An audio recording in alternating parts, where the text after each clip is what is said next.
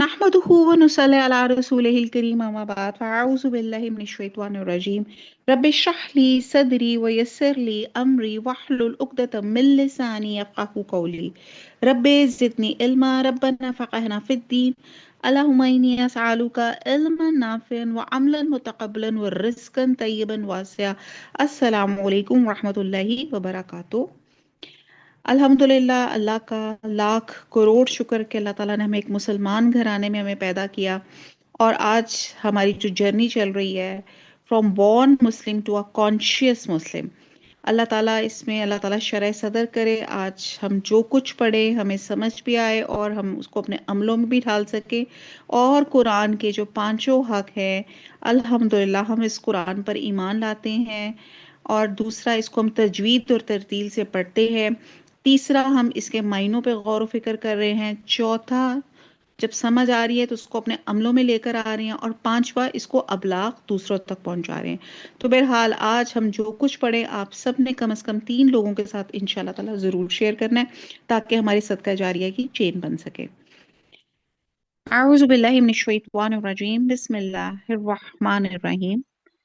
अल्हम्दुलिल्लाह, अल्लाह की बड़ी मेहरबानी, चौथे पारे में हमने कदम रख लिया। अल्लाह ताला जो कुछ पढ़ा है अल्लाह ताला कबूल फरमा, और जो कोई गलती हो, कोताही हो, अल्लाह ताला माफ फरमाइएगा। चौथा पारा बड़ी खूबसूरत आयत से शुरू होता है और इस आयत को पढ़ते जाएं, समझते जाएं और अपनी अकाउंटेबिलिटी करते जाएं। ये आयत जब सहाबा ने पढ़ी थी तो उनका क्या अमल था। आज हम ये आयत पढ़ेंगे तो हम देखते हैं कि समईना व अताना, हमने सुना, हमने क्या अतात की। ठीक है जी। लन तनालुल बिर्रा हत्ता तुनफिकू मिम्मा तुहिब्बून। अल्लाह ताला फरमाते हैं, जब तक तुम अपनी पसंदीदा चीज से अल्लाह ताला की राह में खर्च ना करोगे हरगिज भलाई ना पाओगे। और तुम जो खर्च करो इसे अल्लाह ताला बखूबी जानता है। अब यहाँ पे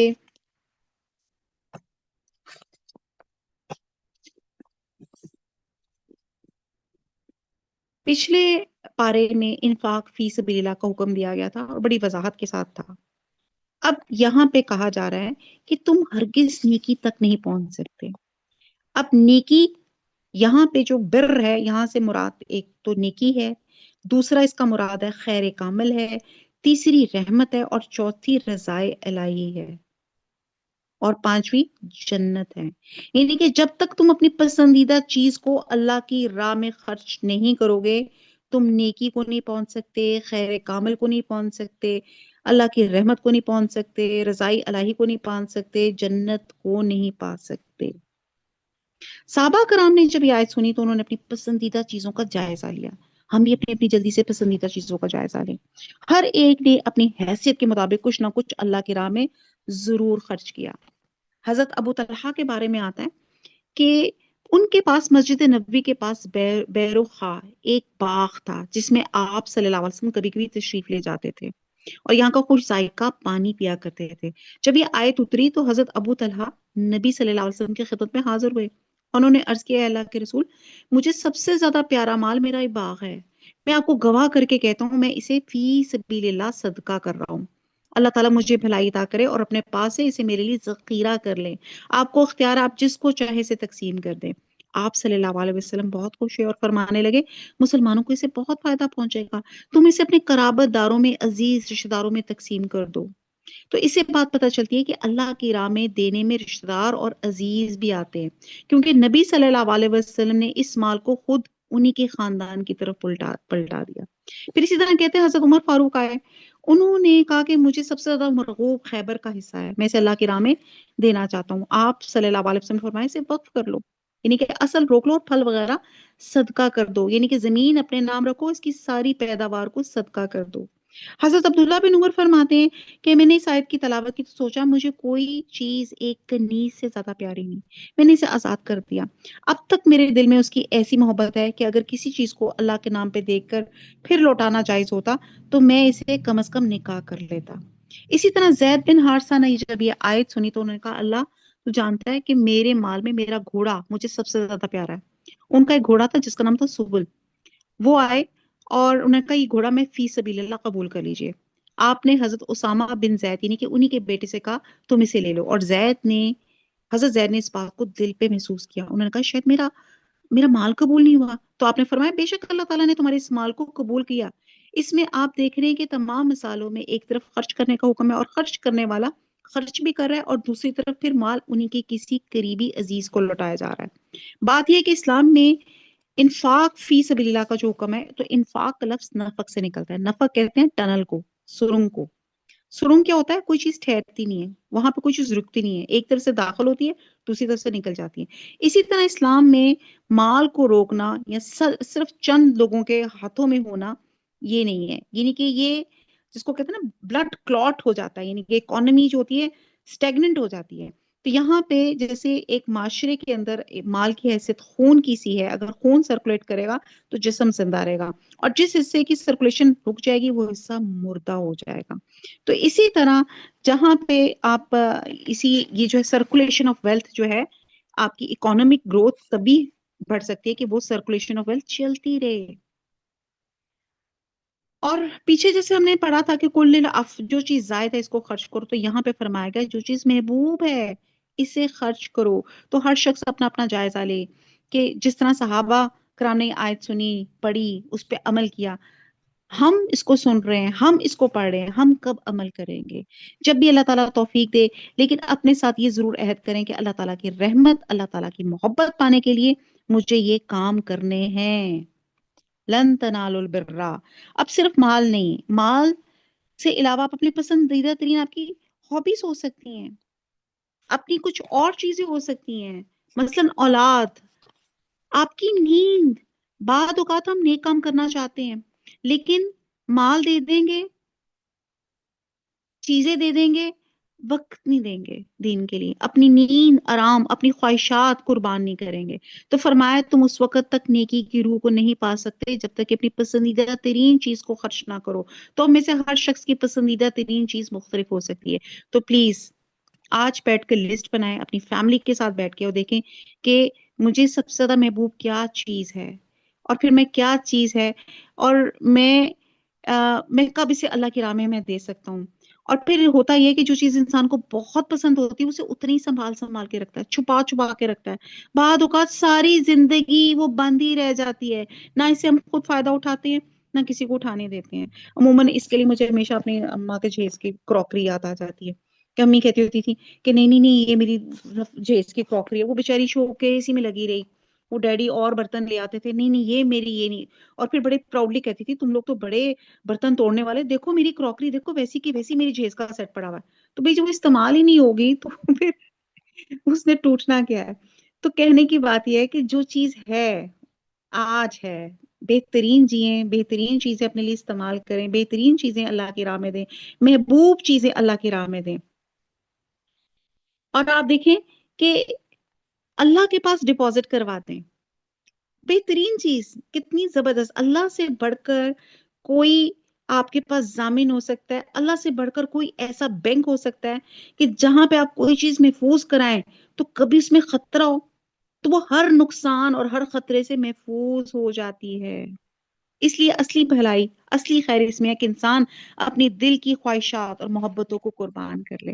اس لیے اکثر وہ لوگ کہتے ہیں نا کہ وہ جی ہم کلاس میں نہیں آ سکتے، ہمارا نا اس وقت نیند کا ٹائم ہوتا ہے یا اس طرح کچھ ہوتا ہے. تو پلیز آج کی ہم نے یہ آیت سنی تو سوچے کہ میں نے نیند قربان کرنی ہے اللہ کے لیے.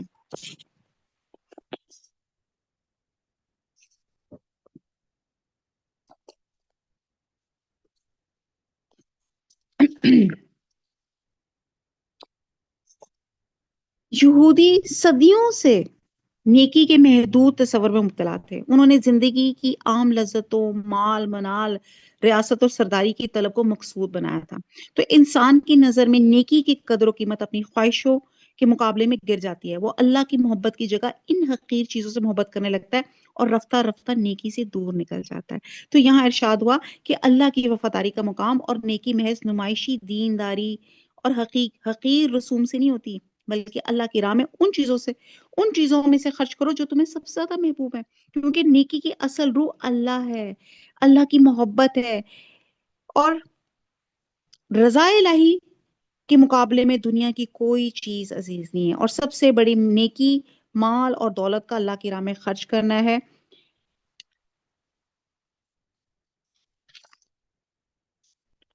और वो चीज जो आपको पसंदीदा हो। अब यहाँ पे कि सारी पसंदीदा चीजें खर्च करने का हुक्म नहीं दिया गया, बल्कि पसंदीदा चीजों में से कुछ, इसलिए कोशिश करनी चाहिए अच्छी चीज सदका की जाए।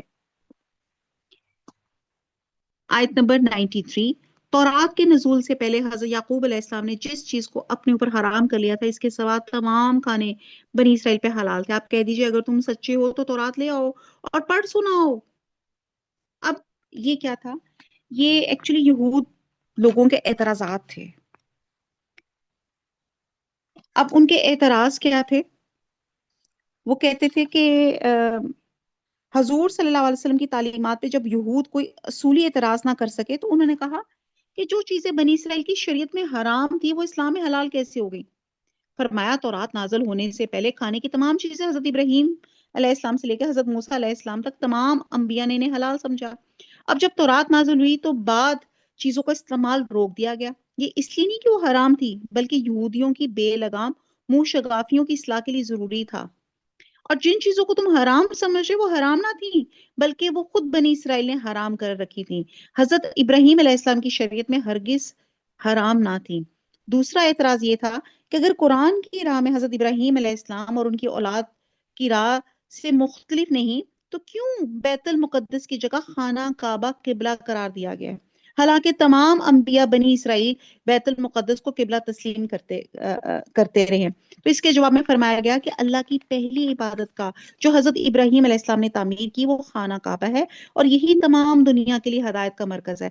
फिर बैतुल्लाह की तामीर के 40 साल बाद हजरत इसहाक अलैहिस्सलाम ने बैतुल मुकद्दस की बुनियाद रखी, और इसकी तकमील कई सदियों के बाद हजरत दाऊद अलैहिस्सलाम और हजरत सुलेमान अलैहिस्सलाम के जमाने में भी। और बैतुल्लाह को अल्लाह ने ज़ाहिरी और बातनी बरकतों से नवाजा, और इसको क़यामत तक आने वाली नस्लों के लिए सच्चश्मा हदायत करार दिया, जिसकी तरफ मुंह करके सब मुसलमान नमाज पढ़ते हैं। और इसकी निशानियों में से एक निशानी ये है कि जो वहां जाता है उसे अमन मिल जाता है।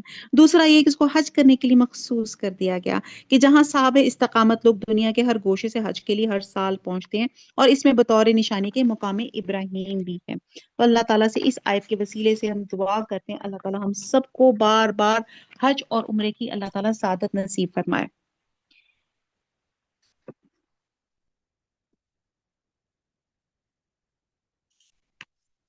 एक्चुअली हजरत याकूब अलैहिस्सलाम, जैसे आप देखते हैं कि एक बंदा डायबिटिक होता है, तो वो मीठी चीजें नहीं खाता, कि वो खा लेगा तो वो उसकी सेहत के लिए अच्छी नहीं होंगी।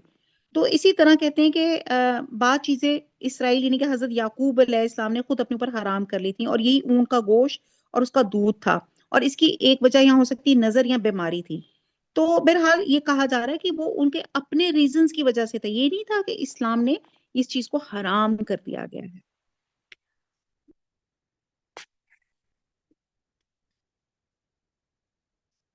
आयत नंबर 94, इसके बाद भी जो लोग अल्लाह ताला पे झूठ बहतान बांधे, वही साल में 95, कह दीजिए कि अल्लाह ताला सच्चा है, तुम सब इब्राहिम हनीफ की मिल्लत की पैरवी करो जो मुशरिक ना थे। अल्लाह ताला का पहला घर जो लोगों के लिए मुकर्रर किया गया वही है जो मक्का शरीफ में है, जो तमाम दुनिया के लिए बरकत और हदायत वाला है, जिसमें खुली खुली निशानियां हैं, मुकाम इब्राहिम है, इसमें जो आ जाए अमन वाला हो जाता है।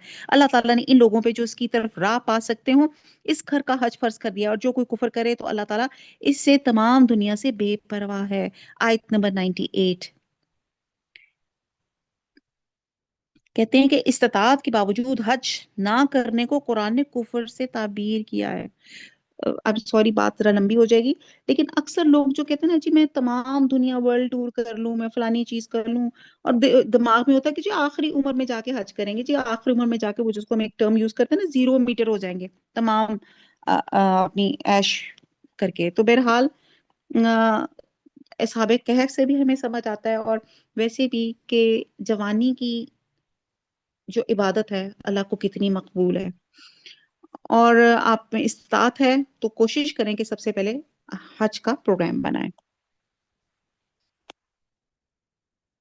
آیت نمبر 98، آپ کہہ دیجئے کہ اہل کتاب تم اللہ تعالیٰ کی آیتوں کے ساتھ کفر کیوں کرتے ہو؟ جو کچھ تم کرتے ہو اللہ تعالیٰ اس پر گواہ ہے۔ ان اہل کتاب سے کہو تم اللہ تعالیٰ کی راہ سے مومنوں کو کیوں روکتے ہو، اس میں عیب ٹٹولتے ہو، حالانکہ تم خود شاہد ہو اللہ تعالیٰ تمہارے اعمال سے بے خبر نہیں۔ اے ایمان والو، اگر تم اہل کتاب کی کسی جماعت کی باتیں مانو گے تو وہ تمہیں تمہاری ایمانداری کے بعد مرتد بنا دیں گے۔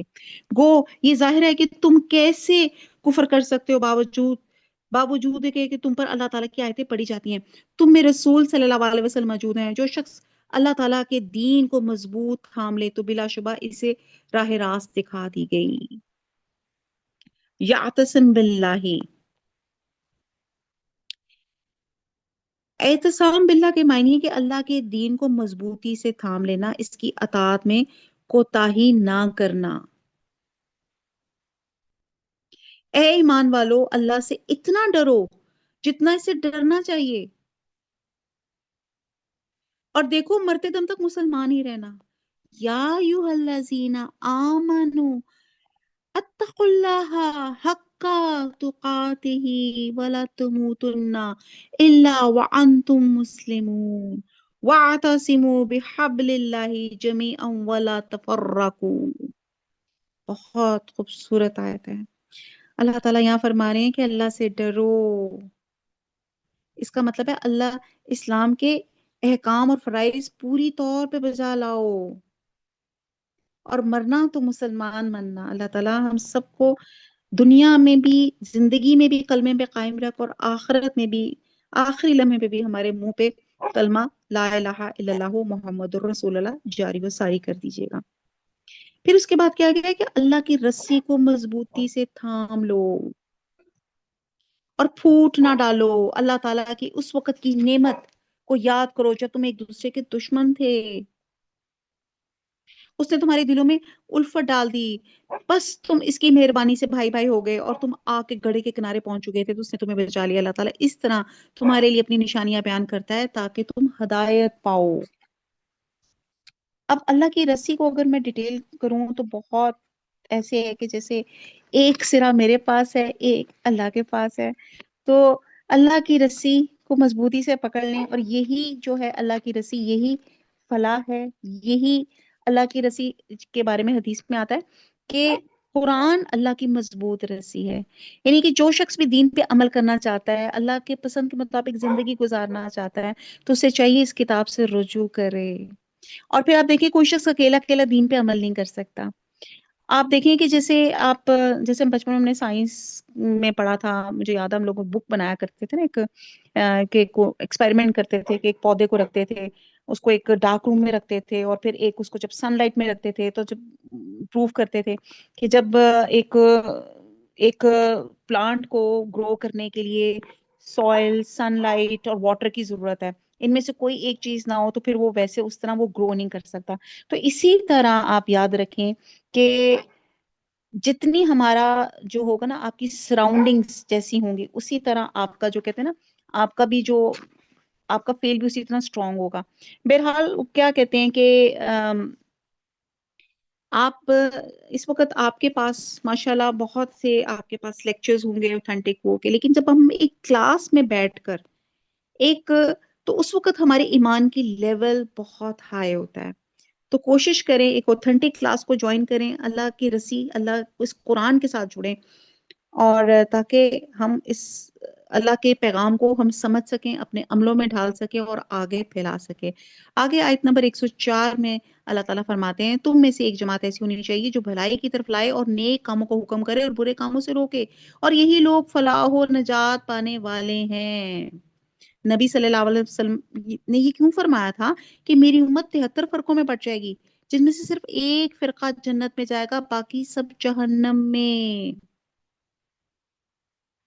اب مسلمانوں کے تمام فرقے دعوے دار ہیں کہ جتنا فرقہ وہی، کہ جنتی فرقہ وہی ہے، حالانکہ اس کا مصداق تو صرف وہی فرقہ ہوگا جس کی پہچان آپ نے یہ بیان فرمائی کہ جو میرے اور میرے صحابہ کے طریقے پہ ہوگا۔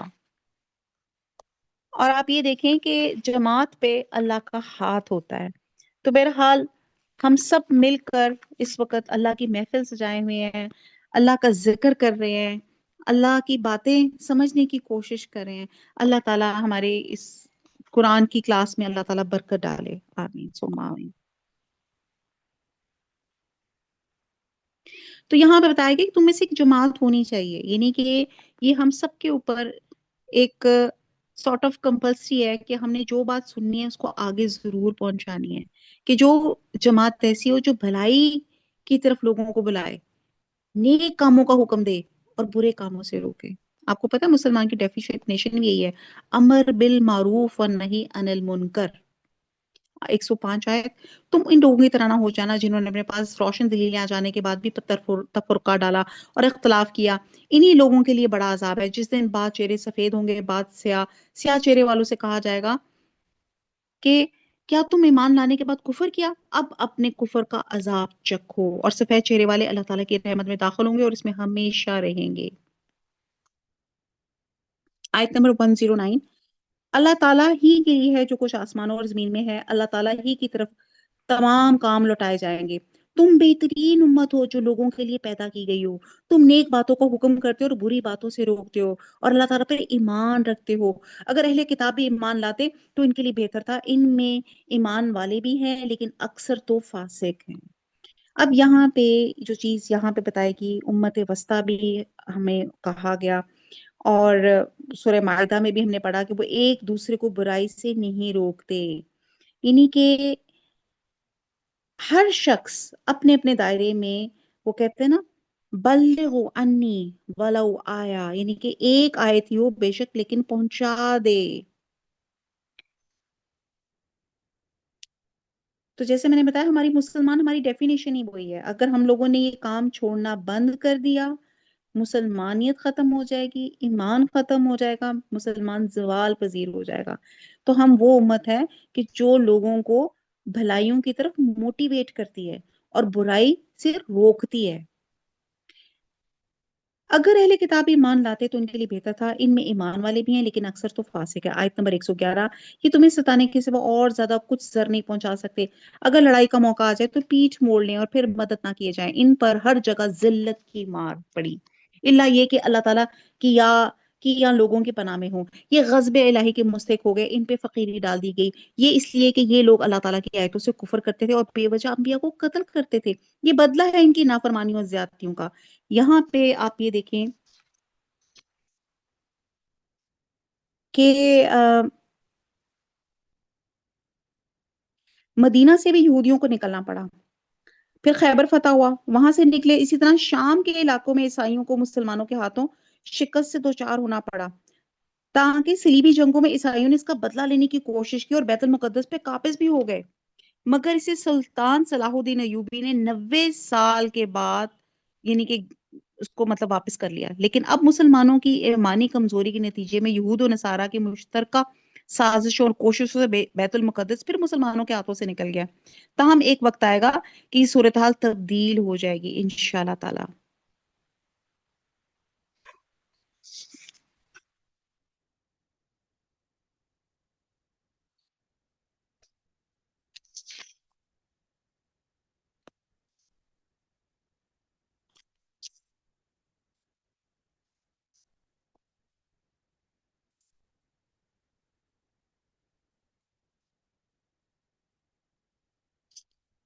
اس لیے کہا جا رہا ہے آیت نمبر 112 میں، ان پر ہر جگہ ذلت کی مار پڑی، اللہ یہ کہ اللہ تعالیٰ کی یہاں لوگوں کی پناہ میں ہو. یہ غضب الہی کے مستحق ہو گئے، ان پہ فریقی ڈال دی گئی، اس لیے کہ لوگ اللہ تعالیٰ کی آیتوں سے کفر کرتے تھے.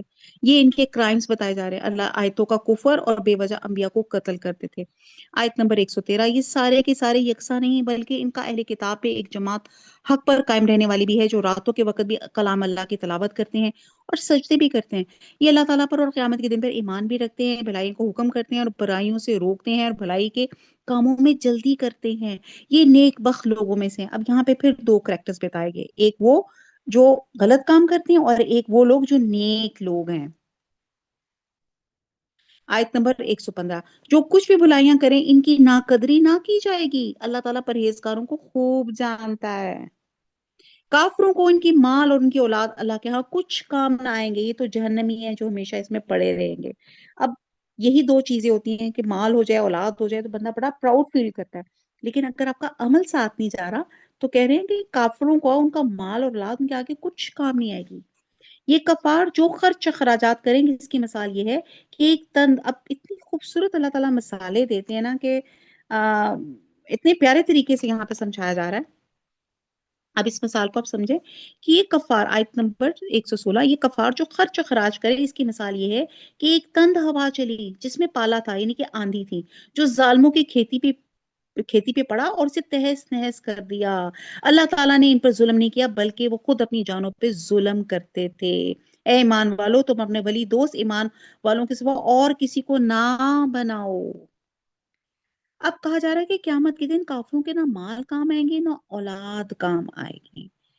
اور اس سے معلوم ہوتا ہے کہ جب تک ایمان نہیں ہوگا، آپ سوشل ورک پہ جتنا مرضی آپ خرچ کر لیں، جتنا مرضی آپ کو اس میں سے فیم مل جائے، آخرت میں آپ کو کوئی صلہ نہیں ہوگا، اور وہاں پہ ان کو جہنم کا دائمی عذاب ہوگا. اور یہاں پہ نا کہ اب ایمان والوں اپنا ولی دوست ایمان والوں کو بناؤ. کہتے ہیں کہ حضرت ابو موسیٰ اشعری نے ایک غیر مسلم کاتب، یعنی کہ اس کو سیکٹری رکھ لیا. حضرت عمر کے علم میں یہ بات آئی تو آپ نے انہیں سختی سے ڈانٹا اور فرمایا، تم انہیں اپنے قریب نہ کرو جبکہ اللہ تعالیٰ نے انہیں دور کیا ہے، ان کو عزت نہ بخشو جبکہ اللہ تعالیٰ نے انہیں ذلیل کر دیا ہے، اور انہیں امین اور رازدار مت بناؤ جبکہ اللہ تعالیٰ نے انہیں خائن قرار دیا ہے. تو غیر مسلمز کے ساتھ آپ بزنس لنکس رکھ سکتے ہیں، آپ ان کے ساتھ کھانا پینا کر سکتے ہیں، لیکن رازدار والی باتیں وہ آپ نہیں، ان کو رازدار نہیں بنا سکتے. آپ ان کو بہت ملکی اہم پوسٹ نہیں ان کو دے سکتے جن میں آپ کے ملکی راز جس میں ہے. تم نہیں دیکھتے کہ دوسرے لوگ تو تمہاری تباہی میں کوئی کسر اٹھا نہیں رکھتے. وہ تو چاہتا ہے کہ تم دکھ میں پڑو. ان کی عداوت تو خود ان کی زبان سے بھی ظاہر ہو چکی ہے، جو ان کے سینوں میں پوشیدہ ہے وہ بہت زیادہ ہے. ہم نے تمہارے لیے آیتیں بیان کر دی، اگر عقل مند ہو تو غور کرو. ہاں، تو انہیں چاہتے ہو اور اور وہ تم سے محبت نہیں رکھتے. تم پوری کتاب کو مانتے ہو، وہ نہیں مانتے، پھر محبت کیسی ہے؟ تمہارے سامنے تو اپنے ایمان کا اقرار کرتے ہیں، لیکن تنہائی میں مارے غصے کی انگلیاں چباتے ہیں. کہہ دو کہ اپنے غصے ہی میں مر جاؤ، اللہ تعالیٰ دلوں کے راز کو بخوبی جانتا ہے. اب دیکھیں اللہ تعالیٰ ان کی باڈی جسٹس کو، ان کی وہ بھی یہاں پہ بیان کر رہے ہیں کہ غصے کے مارے انگلیاں چباتے ہیں.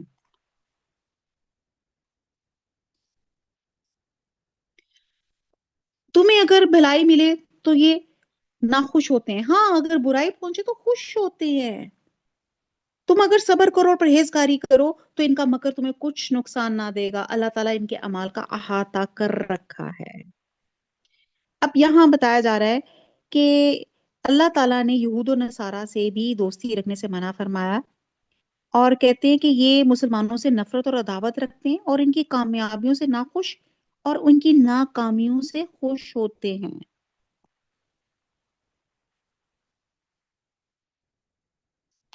آیت نمبر 121، اے نبی اس وقت کو بھی یاد کرو جب صبح ہی صبح آپ اپنے گھر سے نکل کر مسلمانوں کو میدان جنگ میں لڑائی کے مورچوں پر باقاعدہ بٹھا رہے تھے. اللہ تعالیٰ سننے جاننے والا ہے. جب تمہاری دو جماعتیں پست ہمتی کا ارادہ کر چکی تھی، اب یہ پورا غزوہ احد کا بیان آ رہا ہے.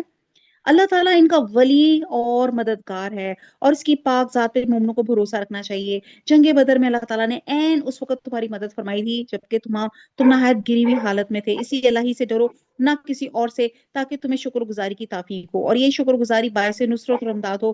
جب آپ مومنوں کو تسلی دے رہے تھے تو کیا آسمان سے 3,000 فرشتے اتار کے اللہ تعالیٰ کا تمہاری مدد کرنا تمہیں کافی نہ ہوگا؟ اب یہ بیسکلی غزوہ احد کے بارے میں آئی آیات ہیں جو شوال 3 ہجری میں پیش آئی. اور اس کا بیک گراؤنڈ تھوڑا سا یہ ہے کہ جب غزوہ بدر 2 ہجری میں، آپ کو پتہ ہے 313 مسلمان تھے اور صحابہ تھے اور 1,000 کفار تھے، جس سے کفار کو عبرتناک سزا ہوئی، شکست ہوئی تھی. ان کے 70 آدمی مارے گئے تھے، 70 قید ہوئے تھے، اور ان کفار کے لیے بڑی بدنامی کا باعث تھا. اور انہوں نے پھر کیا کیا کہ مسلمانوں کے خلاف ایک انتقامی جنگ کی تیاری کی، جس میں ان کی عورتیں بھی شریک تھیں. ادھر مسلمانوں کو جب یہ علم ہوا کہ کافر 3,000 کی تعداد میں احد پہاڑ کے قریب خیمہ زن ہو گئے، تو نبی صلی اللہ علیہ وسلم نے صحابہ سے مشورہ کیا کہ وہ مدینہ میں رہ کے لڑیں یا مدینہ سے باہر جا کے لڑائی کریں. بعض صحابہ نے اندر رہنے کا مشورہ دیا، لیکن جو رئیس المنافقین تھا عبداللہ بن ابی، اس نے کہا کہ اس نے بھی اس رائے کا اظہار کیا، لیکن اس کے برعکس بعد پرجوش صحابہ نے جنگ بدر میں جنہیں حصہ لینے کی سعادت حاصل ہوئی تھی، انہوں نے کہا کہ مدینہ سے باہر جا کر لڑنے کی حمایت کی۔ آپ صلی اللہ علیہ وسلم اندر حجرے میں چلے گئے، ہتھیار پہن کر باہر آئے، اور دوسری روایت والوں کو ندامت ہوئی کہ شاید ہم نے رسول صلی اللہ علیہ وسلم کو آپ کی خواہش کے برعکس باہر نکلنے میں مجبور کر کے ٹھیک نہیں کیا۔ چنانچہ انہوں نے کہا یا رسول اللہ، آپ اگر اندر رہ کے مقابلہ کرنا پسند فرماتے تو اندر ہی رہیں۔ تو آپ صلی اللہ علیہ وسلم نے فرمایا لباس حرب پہن لینے کے بعد کسی نبی کے لائق نہیں ہے کہ وہ اللہ کے فیصلے کے بغیر واپس ہو یا لباس اتارے۔ چنانچہ مسلمان 1000 کی تعداد میں روانہ ہوئے، مگر صبح دم جب مقام شوط پہ پہنچے تو عبداللہ بن ابی اپنے 300 ساتھیوں کو یہ کہہ کے واپس آ گیا کہ اس کی بات نہیں مانی گئی، تو خامخواہ جان دینے کا کیا فائدہ، جس سے وقتی طور پہ مسلمان متاثر ہوئے اور انہوں نے کمزوری کا مظاہرہ بھی کیا۔ یہ ایکچولی یہ پوری ایک سٹوری ہے غزوہ احد کی، کہ کس طرح عبداللہ بن ابی نے مورال ڈاؤن کیا۔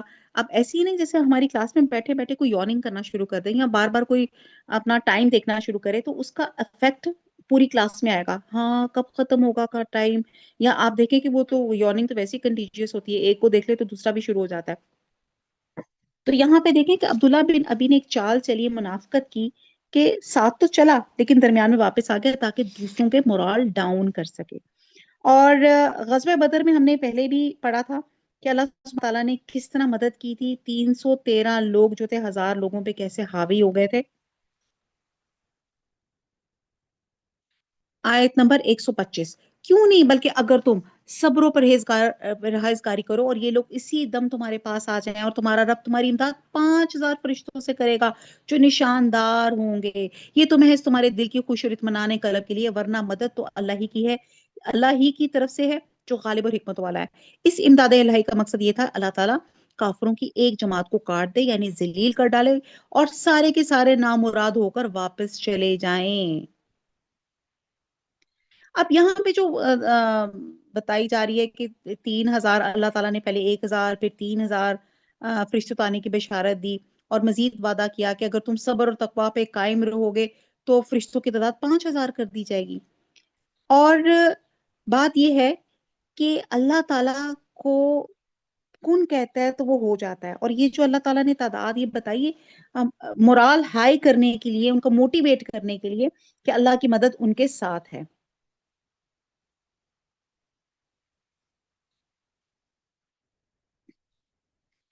اور مقصد اللہ تعالیٰ کیا کہا تھا، مسلمانوں کی حوصلہ افزائی کرنا تھا۔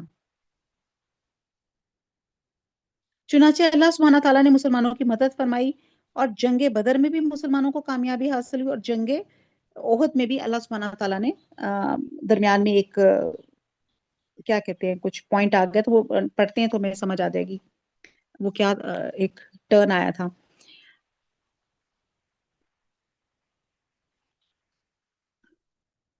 آیت نمبر 128، اے پیغمبر آپ کے اختیار میں کچھ نہیں، اللہ تعالیٰ چاہے تو ان کی توبہ قبول کر لے یا عذاب دے، کیونکہ وہ ظالم ہے، آسمان اور زمین میں جو کچھ ہے سب اللہ ہی کا ہے، وہ جسے چاہے بخشے جسے چاہے عذاب کرے، اللہ تعالیٰ بخشش کرنے والا مہربان ہے۔ اے ایمان والو، بڑا چڑھا کے سود نہ کھاؤ، اللہ تعالیٰ سے ڈرو تاکہ تمہیں نجات ملے، اور اس آگ سے ڈرو جو کافروں کے لیے تیار کی گئی تھی، اللہ اور اس کے رسول کی فرما برداری کرو تاکہ تم پہ رحم کیا جائے، اور اپنے رب کی بخشش کی طرف، اس جنت کی طرف دوڑو۔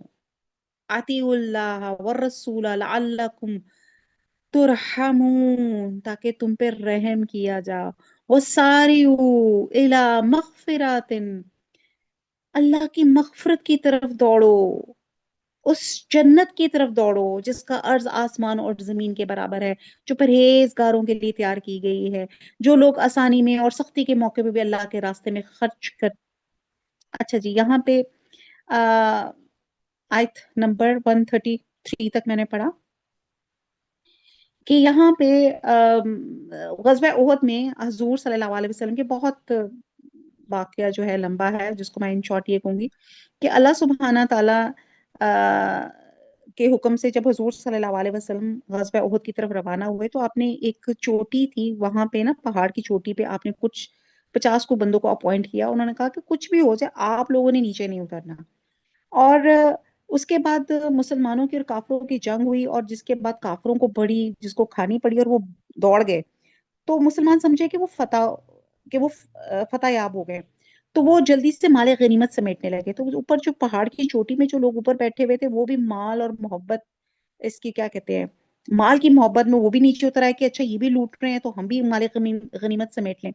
تو وہ پھر جب نیچے اترے تو اب کچھ بیک پہ کافروں نے اپنے ایک اور گروپ رکھا ہوا تھا، تو انہوں نے پھر پیچھے سے حملہ کیا، جس سے حضور صلی اللہ علیہ وسلم کے دندان مبارک شہید ہو گئے، چہرہ بھی زخمی ہوا. اور آپ صلی اللہ علیہ وسلم نے فرمایا کہ وہ قوم کس طرح فلاح یاب ہوگی جس نے اپنے نبی کو زخمی کر دیا. گویا آپ نے ان کی ہدایت سے نا امیدی ظاہر فرمائی، اس پر یہ آیت نازل ہوئی. اور بعد روایت میں آتا ہے کہ آپ نے بعد کفار کے لیے قنوت نازلہ کا بھی اہتمام فرمایا، جس میں ان کے لیے بد دعا فرمائی، جس پہ اللہ تعالیٰ نے یہ آیت نازل فرمائی، اور چنانچہ آپ نے بد دعا کا سلسلہ بند فرما دیا. تو اس آیت سے ان لوگوں کی عبرت پکڑنی چاہیے جو نبی صلی اللہ علیہ وسلم کو مختار کل قرار دیتے ہیں.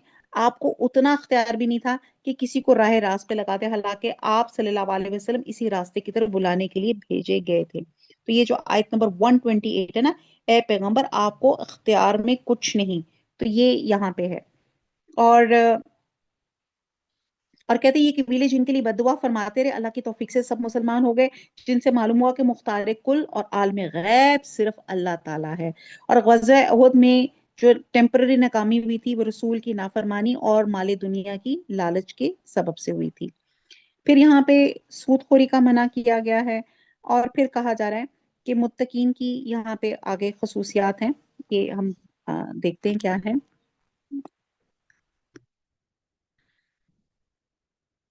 آیت نمبر 134، جو لوگ الذین ينفقون فی السراء والضراء والکاظمین الغیظ والعافین عن الناس واللہ یحب المحسنین.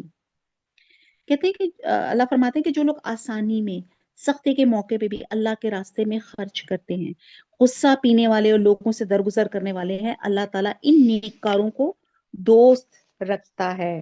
اب یہاں پہ اللہ تعالیٰ نے متقین کی خصوصیات بیان کر دی. اپنے ساتھ اپنے آپ کو چیک کریں کہ یہ میرے اندر ہے، جو لوگ آسانی میں بھی اور سختی کے موقع پہ بھی اللہ کی راہ میں خرچ کرتے ہیں.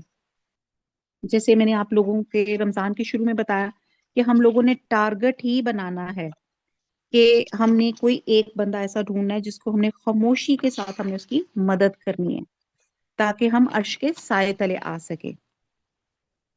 تو یہاں پہ بتایا گیا ہے کہ ہر حال میں اپنا مال خرچتے رہے، یعنی کہ جنت میں جانے کے لیے شرط یہ ہے کہ ہر حال میں صدقہ کریں. ہم عام طور پہ اس وقت صدقہ کرتے ہیں جب ہمارے پاس کوئی پرابلم ہوتی ہے، یا تو یہاں پہ ہے کہ ہر حال میں خرچ کریں، خواہ بدحال ہوں یا خوشحال ہوں. اب جنت میں جانے والوں کی اہم صفت یہ بھی بتائے گی کہ غصے کو پی جاتے ہیں. لیکن مشکل یہ ہے کہ شاید ہی کوئی شخص ایسا ہو جسے غصہ نہ آتا ہو، جو یہ کہتا ہو نہ سناؤ کہ یہ تو بڑا مشکل ہے. اور بات یہ ہے کہ ہم سب یہ کہتے ہیں جی مجھے غصہ بہت آتا ہے، یہ بڑی فطری چیز ہے. تو یہاں پہ حکم دیا گیا والقاظمین الغیظ، غصے کو دبا لینے والے، غصے کو کنٹرول کر جانے والے، اس کو پی جانے والے. اب آپ دیکھیں کہ نبی صلی اللہ علیہ وسلم کو بھی غصہ آتا تھا، لیکن آپ کا غصہ صرف اللہ تعالیٰ کے خاطر ہوتا تھا. آپ نے کبھی اپنی ذات کے لیے انتقام نہیں لیا.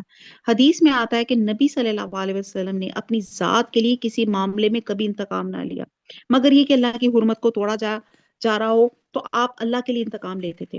غصے کے لیے قرآن میں 3 لفظ استعمال ہوئے ہیں: سخط، غیظ اور غضب. اب ہم دیکھتے ہیں کہ غصے کے آنے کی بہت سی وجوہات ہوتی ہیں. کچھ سوشل پرابلمز ہوتی ہیں، کچھ جینیٹک ریزنز ہوتے ہیں، کچھ ہیلتھ پرابلمز ہوتی ہیں. اور جس شخص کو بھی غصہ زیادہ آتا ہے، یہ وہ اب غصے پہ کیوں فوکس میں کر رہی ہوں، کیونکہ غصے جو جنت میں جائے گا، اگر آپ جنت میں جانا چاہتے ہیں تو غصہ دبانا بہت ضروری ہے. تو وہ آپ دیکھیں کہ غصے سے نقصانات بڑے ہوتے ہیں، ریلیشن شپس افیکٹ ہو جاتی ہیں، فرینڈس آپ کے کٹ آف ہو جاتے ہیں، انسان ڈپریس ہو جاتا ہے، اس کا اپنا ایٹیچیوڈ خراب ہو جاتا ہے، وہ خود ہر وقت ایک ٹونٹنگ اور کرٹیسائز پوزیشن میں رہتا ہے، اور اس کا بی پی اپنا ہائی ہو جاتا ہے، اس کی اپنی ٹینشن بڑھ جاتی ہے، انزائٹی کا مریض بن جاتا ہے. تو اس لیے بہرحال کہنے کی بات ہے، یہ بہت لمبا ہے. سب سے پہلے تو یہ ہے کہ ایک جملہ اپنی زندگی سے نکال دیں، یہ جو بار بار کہتے ہیں نا مجھے بہت غصہ آتا ہے. ایکچولی تھوڑے دن بعد آپ اس بات پہ فخر کرتے ہیں کہ مجھے غصہ آتا ہے، اور کچھ دن بعد ایڈمٹ کرتے ہیں اور پھر اس کو شو کر کے آپ کو دکھانا پڑتا ہے کہ دیکھو جی میں بڑا غصے والا ہوں. تو اس لیے کہا جاتا ہے نیگیٹو سینٹینسز بولنا چھوڑ دیں. ایکچولی ہم سب نے جانتے ہیں کہ ہمارا جو برین ہے یہ سی پی یو کی طرح ہے. میں جو برین کو کہوں گی نا، میرا جو برین ہے پھر باڈی کو وہی حکم دے گا. اگر میں کہوں گی نا مجھے بہت غصہ آتا ہے، تو میرے برین کو میسج کیا کہ مجھے غصہ بہت آتا ہے. اب میرے برین نے باڈی کو کہا کہ ریئیکٹ کرو، اور کچھ ایسے طریقے سے اپنا ریئیکشن کر کے دکھاؤ کہ پتا چلے کہ یہ کتنا جھگڑالو ہے، اس کو کتنا غصہ آ رہا ہے، یہ کتنا سب کچھ ہو رہا ہے. تو بہرحال یہاں پہ اپنے غصے کو قابو پائیں، اور اس کے لیے ایک میں نے کچھ سائیکالوجی کی کلاس بھی اٹینڈ کی تھی. باقاعدہ یہ تھا کہ اینگر مینجمنٹ کی کیسے کی جائے. تو اس کے لیے سب سے پہلی تو بات یہ ہے، جو اسلامی طریقہ ہے وہ تو آپ کو یہ کہتے ہیں کہ اپنی پوزیشن کو چینج کر لیں، یعنی کہ آپ کھڑے ہیں بیٹھ جائیں، بیٹھتے ہیں تو لیٹ جائیں. دوسرا یہ کہ خاموشی اختیار کر لیں، کیونکہ اگر انسان غصے کی حالت میں بولنا شروع کرے تو بہت سی غلط باتیں انسان کے منہ سے نکل جاتی ہیں. پھر یہ ہے کہ وضو کر لے، اپنے جسم کو دھو لے، پانی پی لے، اعوذ باللہ من الشیطان الرجیم پڑھ لے. اب یہاں پہ بات یہ بھی آتی ہے کہ بندہ کہتا ہے اعوذ، تو یہاں پہ ہم اعوذ پروناؤنس ہی صحیح نہیں کرتے، تو ہم تو اعوذ باللہ کہہ جاتے ہیں، یعنی کہ اذیت والے لفظ میں. تو اس وجہ سے پھر شیطان بھاگتا بھی نہیں کہ کس سے ہم پناہ مانگے. تو اعوذ پڑھ لیں. پھر آپ کسی پوزیٹیو ایکٹیویٹی میں اپنے آپ کو انوالو کر لیں. پھر ایک جیسے میں نے بتایا تھا، میں نے ایک اور سائیکالوجی کی وہ جو تھی ورک شاپ اٹینڈ کی تھی، تو اس میں انہوں نے کہا تھا 3 منٹ کے لیے آپ خاموش ہو جائیں. 3 منٹ کے، یہ جو پہلے 3 منٹ ہیں آپ کو اتنا سیو کر دیں گے. کوئی غصے کی بات، کوئی آپ کے سامنے انفیوریبل سچویشن آتی ہے، 3 منٹ کے لیے بالکل خاموش ہو جائیں اور خاموش ہو جائیں. اور پھر اگر ایک دن اس میں سے اگر آپ صبر کر لینا تو آپ کو بعد میں خود ہنسی آئے گی کہ یار یہ بات غصے کرنے کی تھی. تو بہرحال اپنی پوزیشن چینج کر لیں، کمرہ چینج کر لیں. آپ جس بندے سے آپ کو غصہ، جس چیز کو دیکھ کے غصہ آ رہا ہے اس جگہ سے آپ ہٹ جائیں، تو انشاءاللہ تعالی اللہ تعالیٰ بہترین، اللہ تعالیٰ آپ کے غصے سے جو ہے نا آپ کو عافیت دیں گے. اور یہ یاد رکھیے گا کہ جنت میں جائیں گے تو ایک ڈیڈکٹنگ ڈور ہوگا. اگر آپ غصے والے ہوں گے تو وہ ٹن ٹن بجنا شروع ہو جائے گا کہ نہیں بھی یہ تو غصے والا ہے. تو ہم نے غصے کو اس دنیا ہی میں ختم کر کے جانا ہے. پھر کیا بولا، عافین عن الناس، لوگوں کو معاف کرنا، درگزر کرنا.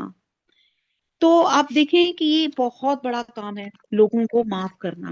کہتے ہیں کہ وہ ایک نام مجھے میرے ذہن سے نکل گیا، حضرت حسین کے بیٹے تھے، علی ابن حسین تھے. تو ان کی لونڈی ان کو وضو کروا رہی تھی. تو جب وضو کروا رہی تھی تو وہ پانی گرم تھا، ان کے ہاتھ پہ ذرا گرم پانی گر گیا. تو انہوں نے غصے سے صرف ایسے دیکھا. تو آپ دیکھیں کہ ایسے بزرگ لوگوں کی جو ملازم ہوتے ہیں وہ بھی کتنے فہم والے ہوتے ہیں. تو انہوں نے کہا والقاظمین الغیظ، یعنی کہ ان کی لونڈی نے کہا کہ جو غصے کو ضبط کر دیتے ہیں. تو وہ جو علی ابن حسین تھے وہ فوراً خاموش ہو گئے، یعنی کہ اپنے غصے کو ضبط کر لیا کہ اتنا گرم پانی میرے اوپر انہوں نے گرا دیا. پھر ساتھ ہی ان کی لونڈی نے کہا والعافین عن الناس، یعنی کہ لوگوں کو معاف کرنے والے. تو آپ نے اسی وقت اس کو رہا کر دیا. تو بہرحال یہ ہوتی ہے سمع نواتانا، آیت کو سنا اور کیسے اس پہ عمل کیا. اور تو اللہ تعالیٰ یہ صفات ہمارے اندر بھی ڈالے، کیونکہ اللہ تعالیٰ ان نیک کاروں کو دوست رکھتا ہے. آیت نمبر 135، ان سے کوئی ناشائستہ کام ہو جائے، کوئی گناہ کر بیٹھے تو فوراً اللہ کا ذکر. اب آگے متقین کی اور مزید خصوصیات، اللہ کا ذکر اور اپنے گناہوں کی استغفار کرتے ہیں. فی الواقع اللہ تعالیٰ کے سوا اور کون گناہوں کو بخش سکتا ہے، اور وہ لوگ باوجود علم کے کسی برے کام پر اڑ نہیں جاتے. یہ بھی ان متقین کی صفات میں سے ہے. استغفار استغفار استغفار. آیت نمبر 136، انہی کا بدلہ ان کے رب کی طرف سے مغفرت ہے اور جنتیں جن کے نیچے نہریں بہتی ہیں، جن میں وہ ہمیشہ رہیں گے. ان نیک کاموں کے کرنے والوں کا ثواب کیا ہی اچھا ہے. تم سے پہلے بھی ایسے واقعات گزر چکے ہیں، سو زمین میں چل پھر کر دیکھ لو کیا آسمانی تعلیم کے جھٹلانے والوں کا کیا انجام ہوا. عام لوگوں کے لیے تو یہ قرآن بیان ہے اور پرہیزگاروں کے لیے ہدایت اور نصیحت ہے. تم نہ سستی کرو نہ غمگین ہو، تم ہی غالب رہو گے اگر تم ایماندار ہو. اگر تم زخمی ہوئے تو تمہارے مخالف لوگ بھی تو ایسے ہی زخمی ہو چکے ہیں. ہم ان دونوں کو لوگوں کے درمیان میں عدلتے بدلتے رہتے ہیں. شکست احد اس لیے تھی کہ اللہ تعالیٰ ایمان والوں کو جان لے اور تم میں سے بات کو شہادت کا درجہ عطا فرما دے. اللہ تعالیٰ ظالموں کو دوست نہیں رکھتا.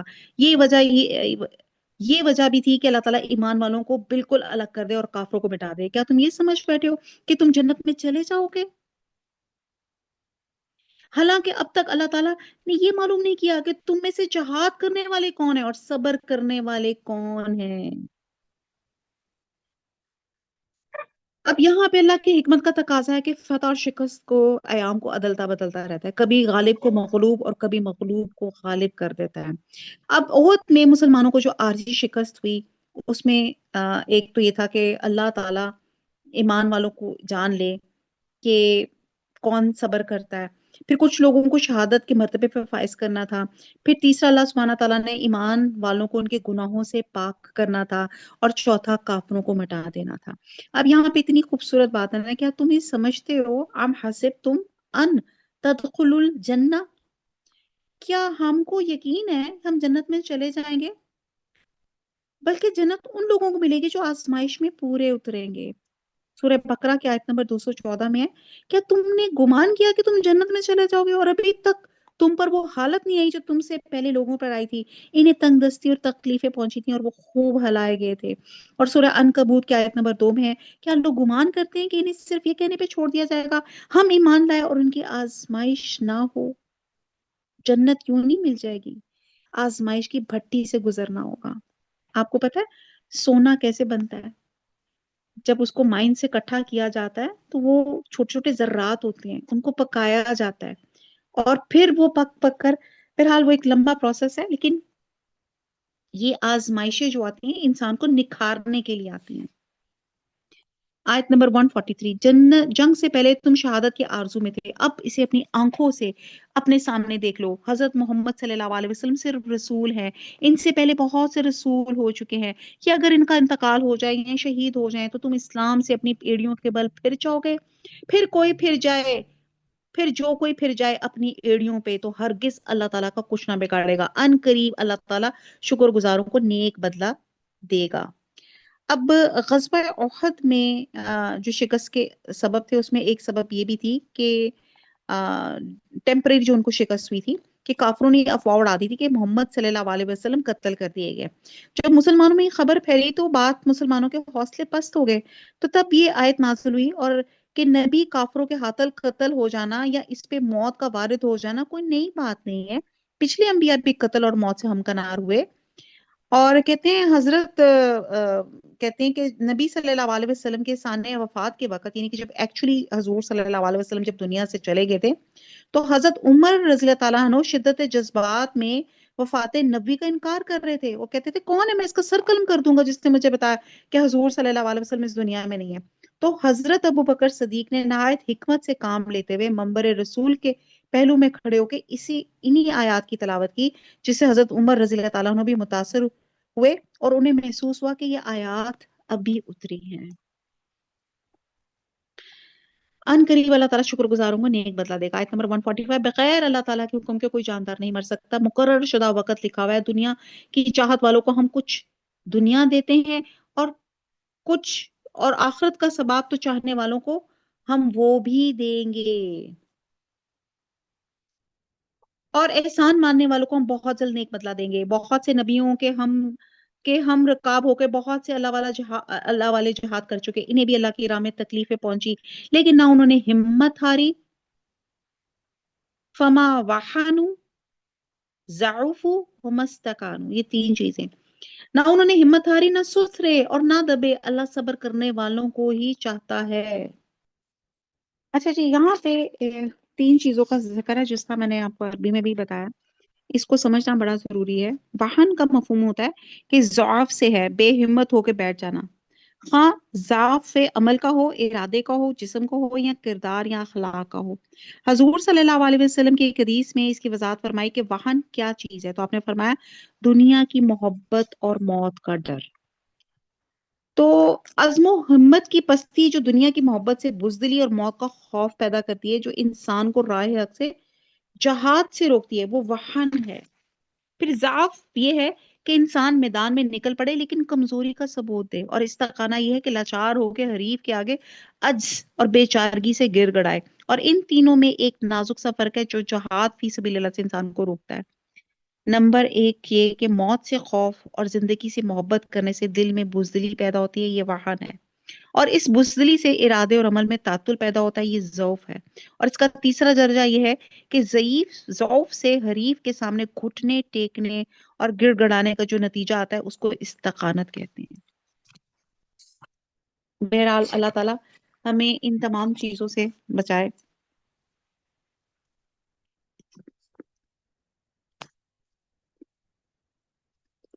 आयत नंबर 147। वो यही कहते रहे, ये दुआ है बड़ी खूबसूरत। ए परवरदिगार, हमारे गुनाहों को बख्श दे। आमीन। हमसे हमारे कामों में बेजा ज्यादती हुई है, इसे भी माफी फरमा दे। आमीन। और हमें साबित कदमी अता फरमा, और हमें काफरों की कौम पे मदद दे। रब्बा नग़फ़िर लना ज़ुनूबना व इसराफना फी अमरिना व सब्बित इक़दामना वंसुरना अलल कौमिल काफिरीन। आमीन। आयत नंबर 148। अल्लाह ताला ने इन्हें दुनिया का सवाब भी दिया और आखिरत के सवाब की खूबी भी अता फरमाई। अल्लाह ताला नेक लोगों को दोस्त रखता है। ए ईमान वालो, अगर तुम काफिरों की बातें मानोगे तो वो तुम्हें तुम्हारी एड़ियों के बल पलटा देंगे, नहीं तुम्हें मुर्तद बना देंगे, फिर तुम नाम मुराद हो जाओगे। बल्कि अल्लाह ही तुम्हारा मौला है और वही बेहतरीन मददगार है। हम अनकरीब काफिरों के दिलों में रोब डाल देंगे, इस वजह से कि ये अल्लाह के साथ उन चीजों को शरीक करते हैं जिसकी कोई दलील अल्लाह ने नहीं उतारी। इनका ठिकाना जहन्नम है और इन जालिमों की बुरी जगह है। अल्लाह ताला ने तुमसे अपना वादा सच्चा कर दिखाया जब तुम इसके हुक्म से इन्हें काट रहे थे, यहाँ तक जब तुमने पस्त हिम्मत अख्तियार की और काम में झगड़ने लगे और नाफरमानी की। इसके बाद उसने तुम्हारी चाहत की चीज तुम्हें दिखा दी। तुम में से बाद दुनिया चाहते थे और बाद का इरादा आखिरत का था, फिर इसने तुम्हें इनसे फेर दिया ताकि तुमको आजमाए, और यकीनन उसने तुम्हारी लग्जिश से दरगुजर फरमाया। ईमान वालों पे अल्लाह ताला बड़े फजल वाला है। आयत नंबर 153।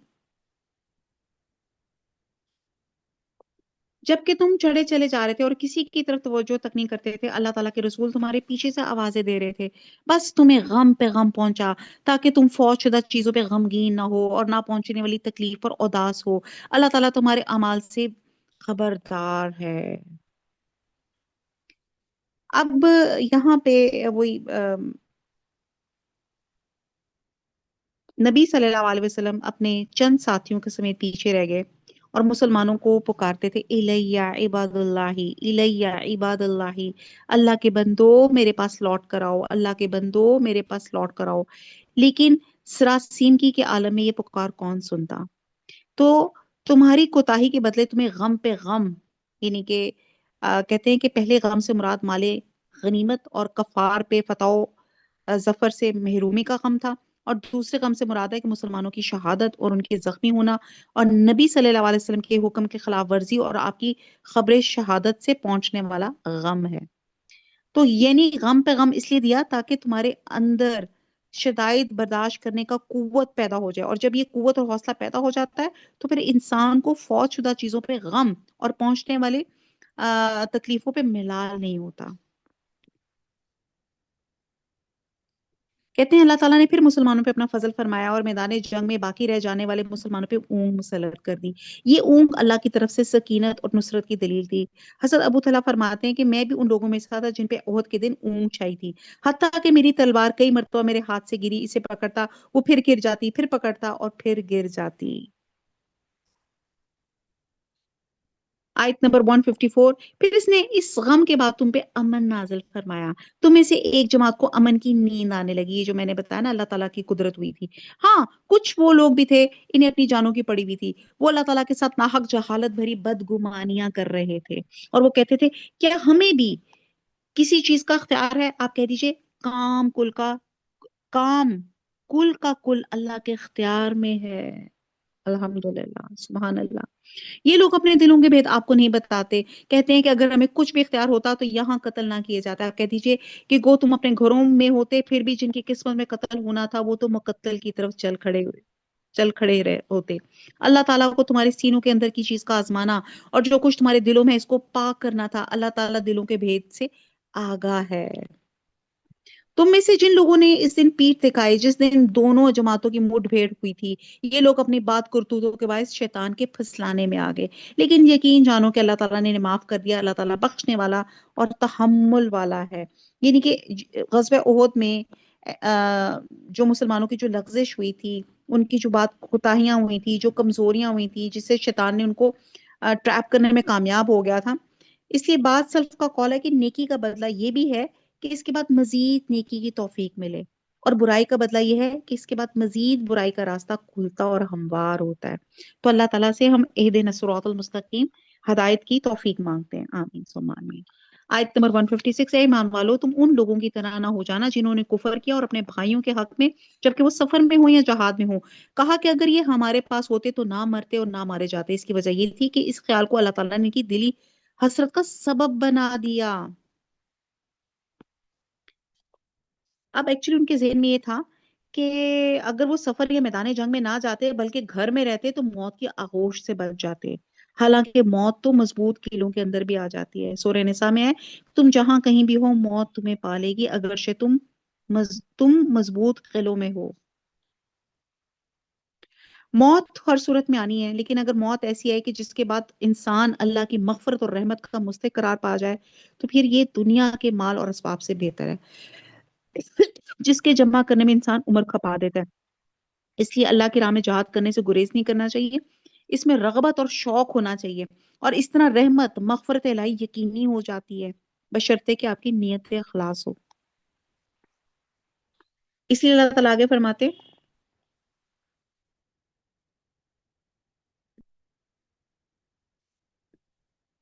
क्या मान वालो तुम उन लोगों की तरह हो जाए जिन्होंने कुफर किया और अपने भाइयों के हक में जबकि वो सफर में हो या जहाद में, कहा कि अगर ये हमारे पास होते तो ना मरते और ना मारे जाते। इसकी वजह ये थी कि इस ख्याल को अल्लाह ताला ने इनकी दिली हसरत का सबब बना दिया। अल्लाह ताला जिलाता है और मारता है, अल्लाह तुम्हारे अमल को देखता है। कसम है अगर अल्लाह ताला की राह में शहीद किए जाओ तो अपनी मौत मरो, बेशक अल्लाह ताला की बख्शिश और रहमत इससे बेहतर है जिसे ये जमा कर रहे हैं। आप सोचिए हम क्या जमा कर रहे हैं। आयत नंबर 158, बिल यकीन खां तुम मर जाओ या मार डाले जाओ, जमा तो अल्लाह की तरफ की किए जाओगे। अल्लाह ताला की रहमत के बायस आप इन पर नरम दिल हैं। अगर आप बद जुबान या सख्त दिल होते तो सब आपके पास से छुट जाते। सो आप इनसे दरगुजर करें और इनके लिए इस्तगफार करें और काम मशवरा इनसे किया करें। फिर जब आपका पुख्ता इरादा हो जाए तो अल्लाह ताला पे भरोसा करें, बेशक अल्लाह ताला तवक्कल करने वालों का दोस्त रखता है। अगर अल्लाह ताला तुम्हारी मदद करे तो तुम पर कोई गालिब नहीं आ सकता, अगर वो तुम्हें छोड़ दे तो इसके बाद कौन है जो तुम्हारी मदद करे। ईमान वालों को अल्लाह ताला ही पर भरोसा रखना चाहिए। नामुमकिन है कि नबी से खयानत हो जाए। हर खयानत करने वाला खयानत को लिए हुए क़यामत के दिन हाजिर होगा। फिर हर शख्स अपने अमल का पूरा पूरा बदला दिया जाएगा और जुल्म ना किए जाएंगे। क्या बस वो शख्स जो अल्लाह ताला की खुशनुदी के दर पे है उस शख्स जैसा है जो अल्लाह ताला की नाराजगी लेके लौटता है, जिसकी जगह जहन्नम है जो बदतरीन जगह है। अल्लाह ताला के पास इनके अलग अलग दर्जे हैं, इनके तमाम अमाल को अल्लाह ताला बखूबी देख रहा है। बेशक मुसलमानों पे अल्लाह ताला का बड़ा एहसान है और उनमें से एक रसूल उनमें भेजा, नबी के बशर और इंसानों में से ही होने को अल्लाह ताला ने एक एहसान के तौर पे बयान किया गया। ये एहसान अजीम है। एक तो वो अपनी कौम को अपनी कौम की जबान और लहजे में अल्लाह का पैगाम पहुंचाएगा जो लोगों को समझना आसान हो जाएगा। फिर हम जिन्स होने की वजह से लोग उनसे मानूस होंगे, उनके करीब होंगे। और तीसरा, इंसान के लिए इंसान बशर की पैरवी तो मुमकिन है, फरिश्तों की पैरवी मुमकिन नहीं है। जैसे कि सूरह यूसुफ में आता है कि हमने आप सल्लल्लाहु अलैहि वसल्लम से पहले जितने भी रसूल भेजे वो मर्द थे जिन पे हम वही करते थे। और सूरह फरकान में है कि हमने आपसे पहले जितने भी रसूल भेजे सब खाना खाते और बाजारों में चलते थे। और सूरह हामीम सजदा आयत नंबर 6 में है कि आप कह दीजिए मैं भी तुम्हारी तरह सिर्फ बशर ही हूँ, अलबत्ता मुझ पे वही का नज़ूल होता है।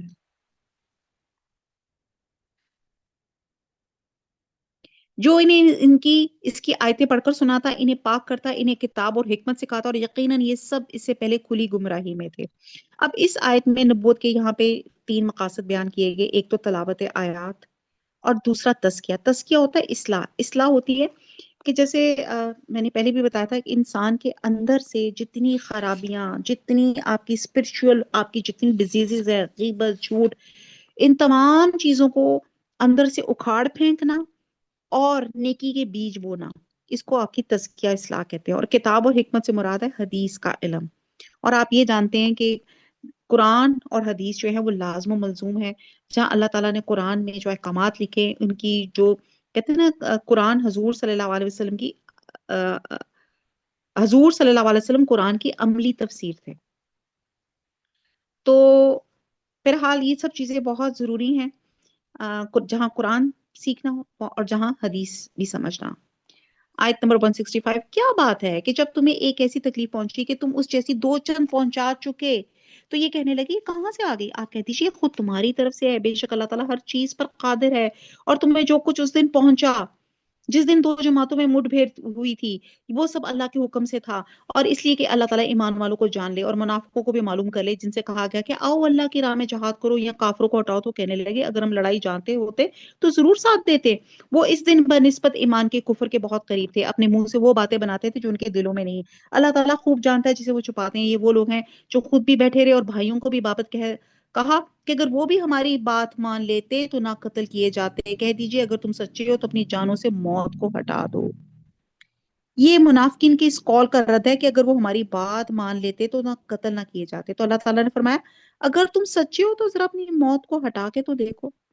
आप देखें कितने बड़े बड़े अमीर लोग, कैसे कैसे, लेकिन हेल्थ को कोई खरीद नहीं सकता, जिंदगी को कोई खरीद नहीं सकता। हर बंदे की एक शेल्फ लाइफ है, जब वो पूरी होगी उसने अल्लाह के पास जाना है। कुल्लू नफ्सिन जायकातुल मौत, आयत नंबर 169। जो लोग अल्लाह की राह में शहीद किए गए, इनको हर किस मुर्दा ना समझे, बल्कि वो जिंदा हैं, अपने रब के पास रोजियां दिए जाते हैं। अल्लाह ताला ने अपने फजल से जिन्हें दे रखा है, इससे बहुत खुश हैं और खुशियां मना रहे हैं। इन लोगों के बाबत जो अब तक इनसे नहीं मिले, इनके पीछे हैं, यूं कि इन पर ना कोई खौफ है, ना वो गमगीन होंगे।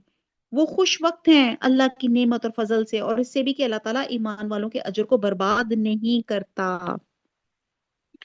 अब यहाँ पे बताया गया शोहदा की जिंदगी। कहते हैं कि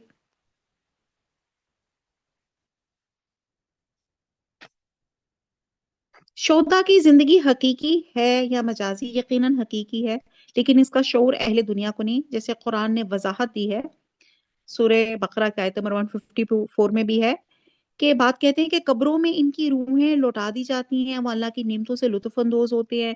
बात कहते हैं कि जन्नत के फलों की खुशबुएं इन्हें आती हैं, और बात कहते हैं कि इनकी रूहें, ये शोहदा का फजीलत बताई जा रही है कि इनकी रूहें सबस परिंदों के जौफ या सीनों में दाखिल कर दी जाती हैं, और वो जन्नत में खाती फिरती हैं और इसकी नेमतों से फायदा उठाती हैं। ये एक हदीस का मफहूम है। कहते हैं कि शोहदा आहद ने अल्लाह ताला से के बारगाह में अर्ज किया कि हमारे वो मुसलमान भाई जो दुनिया में जिंदा हैं, इन्हें हमारी हालात और पुरमसरत जिंदगी से कोई मुतल्ला इन्फॉर्म करने वाला है, ताकि वो जंग और जहाद से एराज ना करें। अल्लाह ताला ने फरमाया मैं तुम्हारी ये बात उन तक पहुंचा देता हूँ। इस सिलसिले में अल्लाह ताला ने ये आयत नाजिल की। और अहादीस में भी शहादत की बहुत फजीलत है। सही मुस्लिम में आता है कि कोई मरने वाली जान जिसको अल्लाह के यहाँ अच्छा मुकाम हासिल है, दुनिया में लौटना पसंद नहीं करती। अलबत्ता शहीद दुनिया में दोबारा आना पसंद करता है, ताकि वो दोबारा अल्लाह की राह में कत्ल किया जाए। और ये आरजू वो इसलिए करता है कि शहादत की फजीलत का वो मुशाहिदा कर लेता है।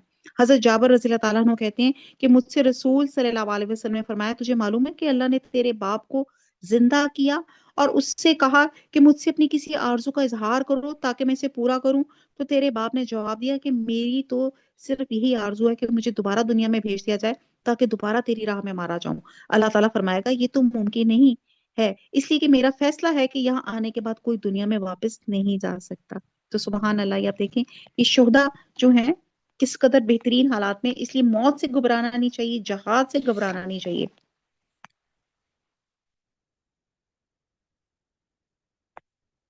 आयत नंबर 171, वो खुश वक्त हैं अल्लाह की नेमत और फजल से, और इससे भी कि अल्लाह ताला ईमान वालों के अजर को बर्बाद नहीं करते। वो आयत नंबर 172, जिन लोगों ने अल्लाह और रसूल के हुक्म को कबूल किया इसके बाद कि इन्हें पूरे जख्म लग चुके थे, इनसे जिन्होंने नेकी की और परहेजगारी बरती, इनके लिए बहुत ज्यादा अजर है।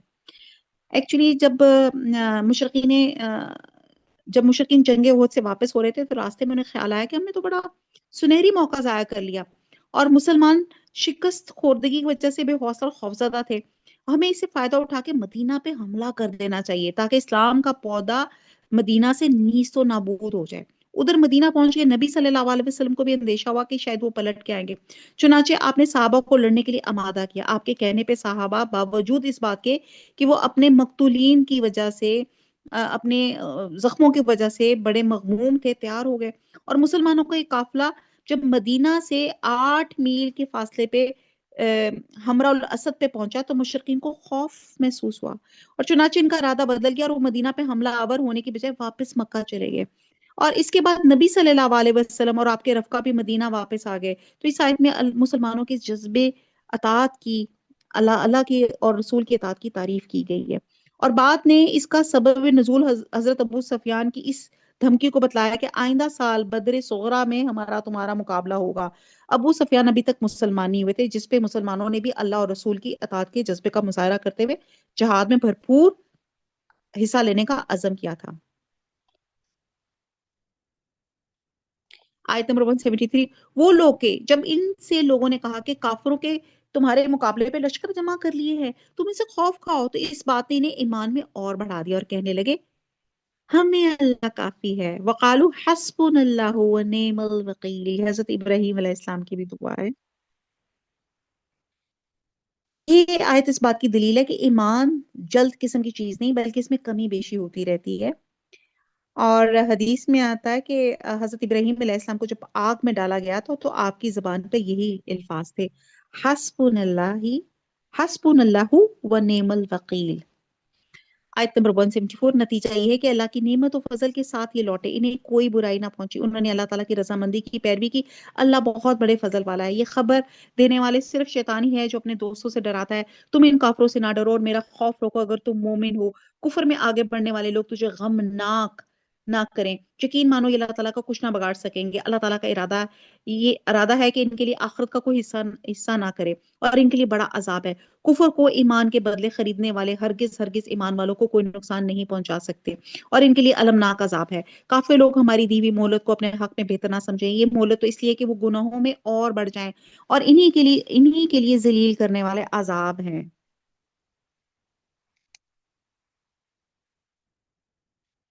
آیت نمبر 179، جس حال میں تم ہو اس پہ اللہ ایمان والوں کو نہ چھوڑ دے گا جب تک کہ پاک اور ناپاک کو الگ الگ نہ کر دے، اور نہ اللہ تعالیٰ ایسا ہے کہ تمہیں غیب سے آگاہ کر دے، بلکہ اللہ تعالیٰ اپنے رسولوں سے جس کا چاہے انتخاب کر لیتا ہے، اس لیے تم اللہ تعالیٰ پر اس کے رسولوں پر ایمان رکھو۔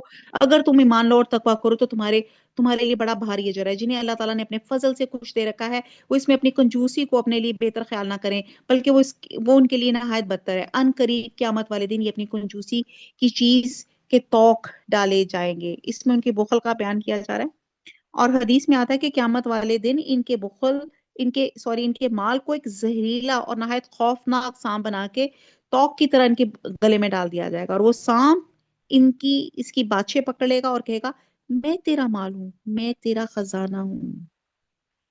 آسمانوں اور زمین کی میراث اللہ تعالیٰ ہی کے لیے، اور جو کچھ تم کر رہے ہو اس سے اللہ تعالیٰ آگاہ ہے۔ یقیناً اللہ تعالیٰ ان لوگوں کا قول بھی سنا جنہوں نے کہا اللہ تعالیٰ فقیر ہے اور ہم تونگر ہیں، نعوذ باللہ، اور ان کے اس قول کو ہم لکھ لیں گے، اور ان کا انبیاء کو بے وجہ قتل کرنا بھی ہم ان سے کہیں گے کہ جلنے والا عذاب چکھو۔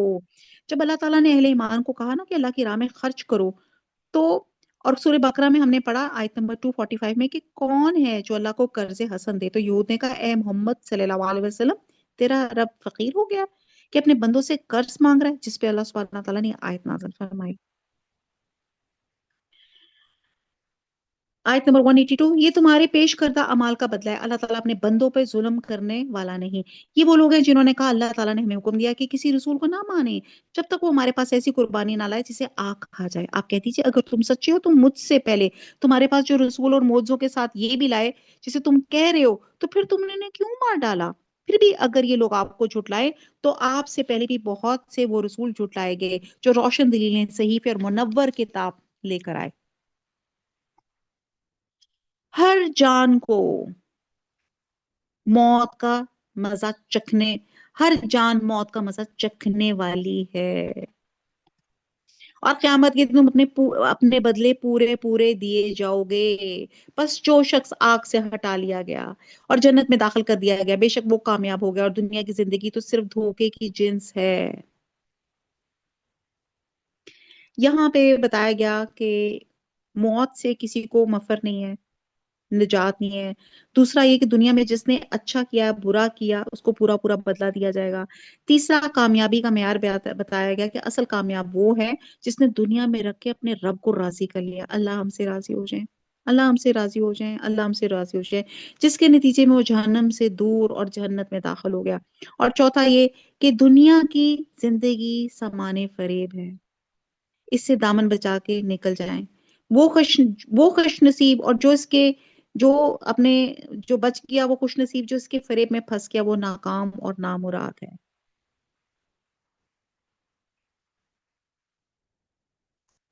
यकीनन तुम्हारे माल और जानों से तुम्हारी आजमाइश की जाएगी। और ये भी यकीन है कि तुम्हें इन लोगों को जो तुमसे पहले किताब दिए गए थे मुशरकों की बहुत सी दुख देने वाली बातें भी सुननी पड़ी। और अगर तुम सब्र कर लो और परहेजगार इख्तियार कर लो तो यकीनन बहुत बड़ी हिम्मत का काम है। अल्लाह ताला ने जब अहले किताब से अहद लिया कि तुम इसे सब लोगों से जरूर बयान करोगे और इसे छुपाओगे नहीं, तो फिर भी इन लोगों ने इस अहद को अपने पीठ पीछे डाला और उसे बहुत कम कीमत पे बेच डाला। इनका ये व्यापार बहुत बुरा है। और वो लोग जो अपने करतूतों पे खुश है और चाहते हैं कि जो उन्होंने किया इन पर इनकी तारीफें की जाए, आप इन्हें अजाब से छुटकार में ना समझें, इनके लिए तो दर्दनाक अजाब है। आसमानों और जमीन की बादशाही अल्लाह ही के लिए है। अब यहाँ पे कायनात की तख्लीक पे यहाँ पे गौर व फिक्र जो है वो आप देखें। और कहते हैं कि ये जो सूरे ये जो आयात हैं इनके बारे में कहा जाता है कि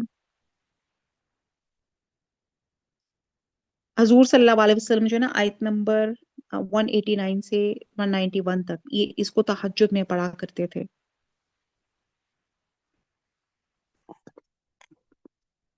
और जो लोग अपनी करतूतों पर खुश और चाहते हैं कि जो उन्होंने किया, अच्छा 189 या 189, आसमानों और जमीन की बादशाही इन वलिल्लाहि मुल्कुस समावाति वल अर्द वल्लाहु अला कुल्लि शैइन कदीर।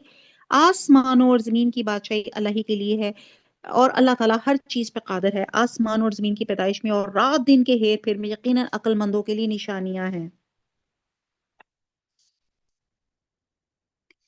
अब आप ये देखें कि साइंस के मुताबिक पता नहीं कितने करोड़ गैलेक्सीज हैं। सूरज जमीन से 109 गुना बड़ा है। और कहते हैं कि एक दफा इसका इनर कोर खोदा गया तो जमीन का जो इनर कोर खोदा गया तो उसके आखिरी हिस्से में ऐसा था जैसे सीमेंट की स्लैब लगी हुई है और दूसरी तरफ आग और लावा था। यानी कि आप जमीन में देखें, यानी कि जिस जगह मैं और आप बैठे हुए नीचे पता नहीं लावे हैं, पता नहीं क्या क्या चीजें, आग के ऊपर हम बैठे हुए हैं। हम अपनी फिजा एटमॉस्फेयर में देखें तो मैग्नेटिक फील्ड है। और बहरहाल कायनात पे आप गौर व फिक्र करें कि किस तरह अल्लाह ताला ने जमीन और आसमान कैसे बगैर पिलर के आसमान को खड़ा किया हुआ है और क्या क्या चीजें अल्लाह ताला ने इंसान की सर्वाइवल के लिए, इंसान के लिए जरूरत के लिए चीजें अल्लाह ताला ने इसमें रखी हैं।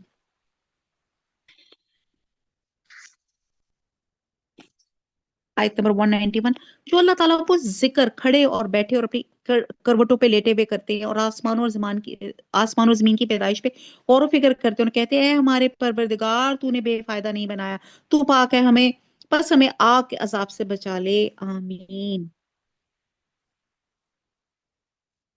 आयत नंबर 192। अब यहाँ पे जो चीज बताएगी कि अगर आप खड़े होकर नमाज नहीं पढ़ सकते तो बैठ के पढ़ लो, बैठ के नहीं पढ़ सकते तो करवट के बल लेटे लेटे पढ़ लो। बहरहाल आयत नंबर 192, ए हमारे पाले वाले, तू जिसे जहन्नम में डाले यकीनन तूने इसे रुसवा किया और जालिमों का मददगार कोई नहीं। ए हमारे रब, हमने सुना कि मुनादी करने वाला बावाज़ बुलंद ईमान की तरफ बुला रहा है कि लोगों अपने रब पर ईमान लाओ। बस हम ईमान लाए। आप सब मेरे साथ बोले, हम सब ईमान ले आए। या अलाही, अब तू हमारे गुनाह माफ फरमा और हमारी बुराई हमसे दूर कर दे, आमीन। और हमारी मौत नेकों के साथ कर दे। रब्बना फग़फिर लना जुनूबना व कफ्फिरन्ना सय्यिआतिना व तवफ़्फ़ना मअल अबरार। ये मगफिरत की दुआ है, आमीन। ए हमारे पालने वाले माबूद, हमें वो दे जिसका वादा तूने हमसे अपने रसूलों की जबानी किया है और हमें कयामत के दिन रुसवा ना कर। यकीनन तू वादा खिलाफी नहीं करता।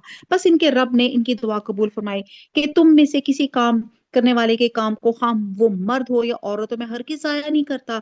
तुम आपस में एक दूसरे के हम जिन्स हो। इसलिए वो लोग जिन्होंने हिजरत की और अपने घरों से निकाल दिए गए और जिन्हें मेरी राह में ईजा दी गई, जिन्होंने जहाद किया, शहीद किए गए, मैं जरूर जरूर इनकी बुराइयां इनसे दूर करूंगा और बिल यकीन इन्हें जन्नतों में ले जाऊंगे जिनके नीचे नहरें बह रही होंगी। ये है सवाब अल्लाह ताला की तरफ से और अल्लाह ताला ही के पास बेहतरीन सवाब है। तुझे काफरों का शहरों में चलना फिरना फरेब में ना डाल दे। ये तो बहुत ही थोड़ा फायदा है, इसके बाद इनका ठिकाना तो जाना है, वो बहुत बुरी जगह है। लेकिन जो लोग अपने रब से डरते हैं इनके लिए جنتیں ہیں جن کے نیچے نہریں جاری ہیں، ان میں وہ ہمیشہ ہمیشہ رہیں گے، یہ مہمانی ہے اللہ کی طرف سے۔ اور نیک لوگوں کے لیے جو کچھ اللہ تعالیٰ کے پاس وہ بہت بہتر ہے۔ یقیناً اہل کتاب میں سے بعض ایسے ہیں جو اللہ تعالیٰ پر ایمان لاتے ہیں، اور تمہاری طرف جو اتارا گیا اور ان کی جانب جو اتارا نازل ہوا اس پر بھی اللہ تعالیٰ سے ڈرتے ہیں، اللہ تعالیٰ کی آیتوں کو تھوڑی تھوڑی قیمت پہ بیچتے بھی نہیں، ان کا بدلہ ان کے رب کے پاس ہے، یقیناً اللہ تعالیٰ جلد حساب لینے والا ہے۔ اے ایمان والو، بہت پیاری اس میں آخر میں ہدایت کی جا رہی ہے کہ یا ایہا الذین آمنوا اصبروا وصابروا ورابطوا واتقوا اللہ لعلکم تفلحون، کہ اے ایمان والو تم ثابت قدم رہو، ایک دوسرے کو تھامے رکھو اور جہاد کے لیے تیار رہو تاکہ تم مراد کو پہنچ جاؤ۔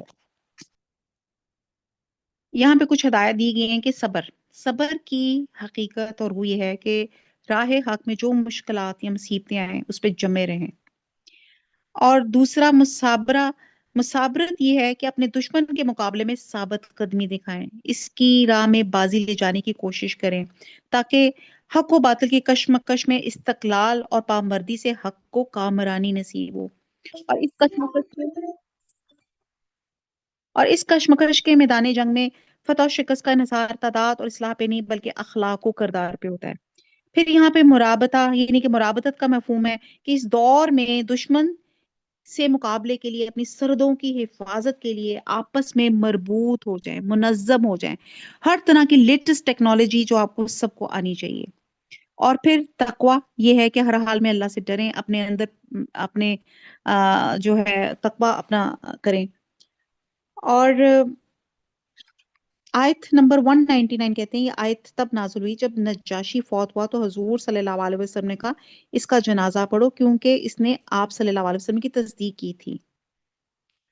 تو یہاں پہ اس سورت کا خلاصہ یہ ہے کہ صبر کرو، رابطے میں رہو، اللہ سے ڈرو، کامیاب ہو جاؤ گے۔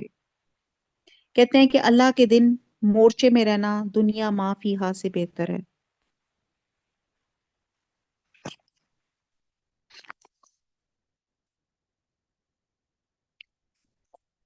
صبر کرو، اپنے نفس کو مضبوط کرو، ثابت قدم رکھو، جنگ کی شدتوں میں دشمن کے خلاف ڈٹے رہو، یہ صبر کی سخت ترین صورت ہے۔ اور رابطو چکنا رہو، جہاد کے لیے تیار رہو۔ اعوذ باللہ من الشیطان الرجیم، بسم اللہ الرحمن الرحیم۔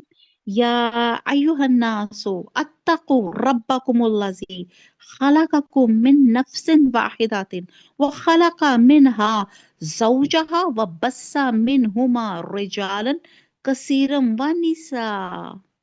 اے لوگو اپنے پروردگار سے ڈرو۔ اب دیکھیں سورہ نساء کا مطلب ہے عورتیں، تو اس صورت میں عورتوں کے بہت سے مسائل کا ذکر ہے، اس لیے اس کو سورہ نساء کہا جاتا ہے۔ اب کہا اللہ سبحانہ تعالیٰ فرماتے ہیں اے لوگو اپنے پروردگار سے ڈرو جس نے تمہیں ایک جان سے پیدا کیا، ایک جان سے مراد حضرت آدم علیہ السلام، اور اس سے اس کی بیوی کو پیدا کیا، یعنی کہ حضرت حوا کو ان کی پسلی سے پیدا کیا گیا۔ اور آپ دیکھیں عورت پسلی سے پیدا ہوئی، اور پسلی میں سب سے ٹیڑھا حصہ ہوتا ہے، اس کا بلائی حصہ ہوتا ہے، اگر تو اسے سیدھا کرنا چاہے تو توڑ بیٹھے گا، اگر تو اسے فائدہ اٹھانا چاہے تو کجی کے ساتھ ہی اٹھا سکتا ہے۔ یہ ایک حدیث کا مفہوم میں نے آپ کے ساتھ شیئر کیا ہے، یعنی کہ عورت کی طبیعت میں اور فطرت میں کچھ کجی ہوتی ہے۔ تو یہاں پہ بتایا جا رہا ہے کہ اللہ نے ایک حضرت آدم علیہ السلام اور پھر ان کی بیوی کو پیدا کر کے ان دونوں سے بہت سے مرد اور عورتیں پھیلا دی۔ اس اللہ سے ڈرو جس کے نام پر ایک دوسرے سے مانگتے ہو، اور رشتے اور ناطے توڑنے سے بھی بچو، بے شک اللہ تعالیٰ تم پہ نگہبان ہے۔ آپ دیکھیں یہاں پہ صلہ رحمی کی بات کی جا رہی ہے، کہتے ہیں کہ دو چیزیں ہوتی ہیں جو انسان کو بڑی مرغوب ہوتی ہیں، ایک رزق کی فراوانی اور ایک زندگی۔ تو کہاں کہا جاتا ہے ایک حدیث کا مفہوم ہے اگر آپ رزق میں فراوانی اور اپنی کثرت عمر اپنی چاہتے ہیں تو صلہ رحمی کریں۔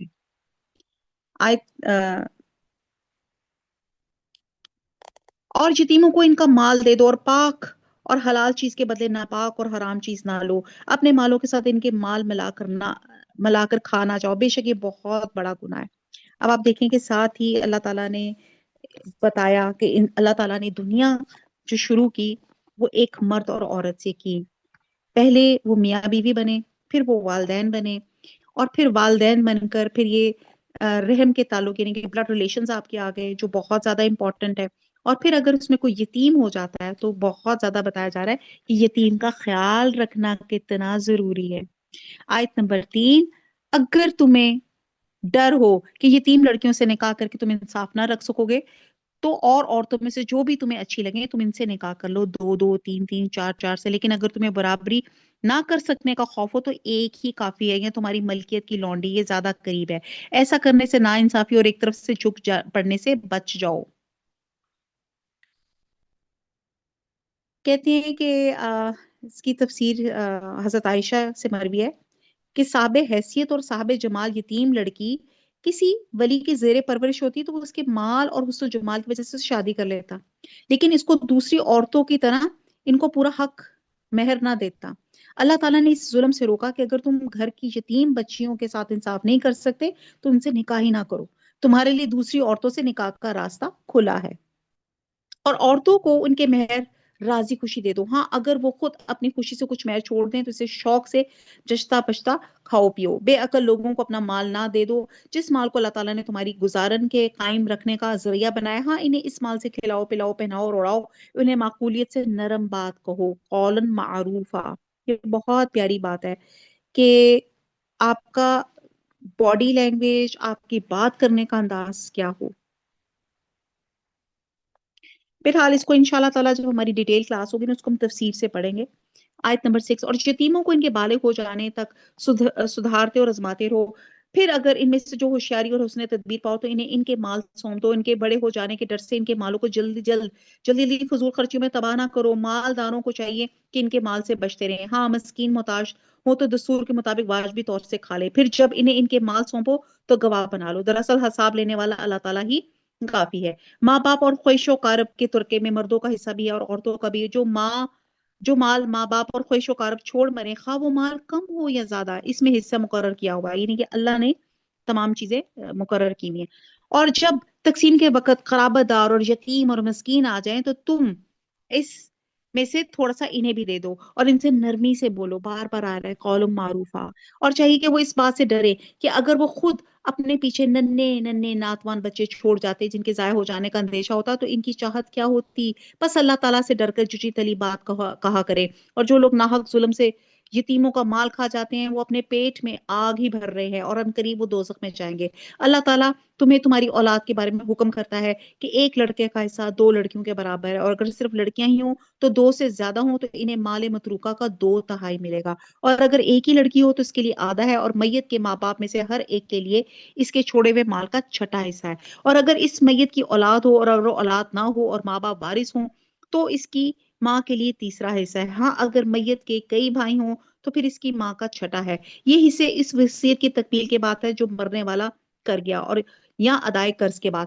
تمہارے باپ ہوں یا تمہارے بیٹے، تمہیں نہیں معلوم کہ ان میں سے کون تمہیں نفع پہنچانے میں زیادہ قریب ہے، یہ حصے اللہ تعالیٰ کی طرف سے مقرر کرتا ہے، یاد رکھیے گا یہ فریضتم من اللہ ہے، اور بے شک اللہ تعالیٰ پورے علم اور کامل حکمت والا ہے۔ تمہاری بیویاں جو کچھ چھوڑ مرے ان کی اولاد نہ ہو تو آدھوں آدھ تمہارا ہے، اگر ان کی اولاد ہو تو ان کے چھوڑے ہوئے مال میں سے تمہارے لیے 4تھائی حصہ ہے، اس وصیت کی ادائیگی کے بعد جو وہ کر گئی ہو یا قرض کے بعد، اور جو ترکہ تم چھوڑ جاؤ اس میں ان کے لیے 4تھائی ہے، اگر تمہاری اولاد نہ ہو، اور اگر تمہاری اولاد ہو پھر انہیں تمہارے ترکے کا 8واں حصہ ملے گا، اس وصیت کے بعد جو تم کر گئے اور قرض کی ادائیگی کے بعد، اور جن کی میراث لی جاتی ہے وہ مرد یا عورت کلالہ ہو، یعنی کہ اس کا باپ بیٹا نہ ہو اور اس کا ایک بھائی یا ایک بہن ہو تو ان دونوں میں سے ہر ایک کا 6واں حصہ ہے، اور اگر ایک سے زیادہ ہوں تو 1/3 میں سب شریک ہیں۔ اس وصیت کے بعد کی جاتی ہے اس وصیت کے بعد جو کی جائے اور قرض کے بعد جب کہ اوروں کا نقصان نہ کیا گیا ہو، مقرر کیا ہوا ہے اللہ کی تعالیٰ کی طرف سے، اور اللہ تعالیٰ دانا ہے بردبار ہے۔ یہ حدیں اللہ تعالیٰ کی مقرر کی ہوئی ہیں، جو اللہ تعالیٰ کی اور اس کے رسول صلی اللہ علیہ وسلم کی فرما برداری کرے گا اس سے اللہ تعالیٰ جنتوں میں لے جائے گا جن کے نیچے نہریں بہ رہی ہیں، جن میں وہ ہمیشہ رہیں گے، اور یہ بہت بڑی کامیابی ہے۔ اور جو شخص اللہ تعالیٰ اور اس کے رسول صلی اللہ علیہ وسلم کی نافرمانی کرے اور اس کی مقررہ حدوں سے آگے نکلے، اسے وہ جہنم میں ڈال دے گا جس میں وہ ہمیشہ رہیں گے، ایسے ہی کے لیے رسوا کن عذاب ہے۔ تمہاری عورتوں میں سے جو بے حیائی کا کام کرے ان پر اپنے میں سے 4 گواہ طلب کرو، اگر وہ گواہی دے تو ان عورتوں کو گھروں میں قید رکھو یہاں تک کہ موت इनकी उम्रें पूरी कर दे, या अल्लाह ताला इनके लिए कोई और रास्ता निकाल दे। तुम में से जो अफराद ऐसा काम करें इन्हें ईजा दो, अगर वो तौबा और इस्लाह कर लें तो इनसे मुंह फेरो, बेशक अल्लाह ताला तौबा कबूल करने वाला और रहम करने वाला। अल्लाह ताला सिर्फ उन्हीं लोगों की तौबा कबूल करता है जो बवजह नादानी कोई बुराई कर गुजरे फिर जल्दी से बाज आ जाएं और तौबा करें, तो अल्लाह ताला भी इनकी तौबा कबूल करता है। अल्लाह ताला बड़ी इल्म और हिकमत वाला है। तो यहाँ तौबा की यहाँ पे फजीलत बयान की गई है। और इनकी तौबा नहीं जो बुराइयां करते चले जाएं, यहाँ तक कि जब इनमें से किसी के पास मौत आ जाए तो कह दे कि मैं तो अब तौबा की, इनकी तौबा भी कबूल नहीं, जो कुफर पर ही मर जाएं। यही लोग हैं जिनके लिए हमने अलमनाक अज़ाब तैयार कर रखा है। ईमान वालों, तुम्हें हलाल नहीं कि जबरदस्ती औरतों को वर्से में ले बैठो, इन्हें इसलिए रोक ना रखो कि जो तुमने इन्हें दे रखा है इसमें से कुछ ले लो। हाँ, ये और बात है कि वो खुल्लम कोई खुली बुराई और बेहयाई करे, इनके साथ अच्छे तरीके से बूदोबाश रखो। गो तुम इन्हें नापसंद करो, लेकिन बहुत मुमकिन है तुम्हें एक चीज को बुरा जानो और अल्लाह ताला इसमें बहुत ही भलाई कर दे। ये बीवी के साथ हुस्ने माशरत का वो हुक्म है। एक हमारी एबियां हैं, उनको अक्सर यही शिकायत रहती है अपने हस्बैंड से। तो यहाँ पे आप देखें कि अल्लाह सुब्हाना ताला ने बीवी के साथ हुस्ने माशरत का हुक्म दिया है, जिसकी कुरान ने बहुत ताकीद है। हदीस में भी नबी सल्लल्लाहु अलैहि वसल्लम ने बड़ी ताकीद की है। कहते हैं कि मोमिन मर्द यानी कि शौहर मोमना औरत यानी कि बीवी से बुग़्ज़ ना रखे। अगर उसकी एक आदत उसे नापसंद है तो उसकी दूसरी आदत पसंदीदा भी होगी। मतलब ये है कि बेहयाई और नशूज और सियान के अलावा अगर बीवी में कुछ और कोताहियां हैं जिसकी वजह से खामद इसे नापसंद करता है, तो उसे जल्दबाजी का मुजाहरा करते हुए तलाक ना दे, बल्कि सब्र करे, बर्दाश्त करे।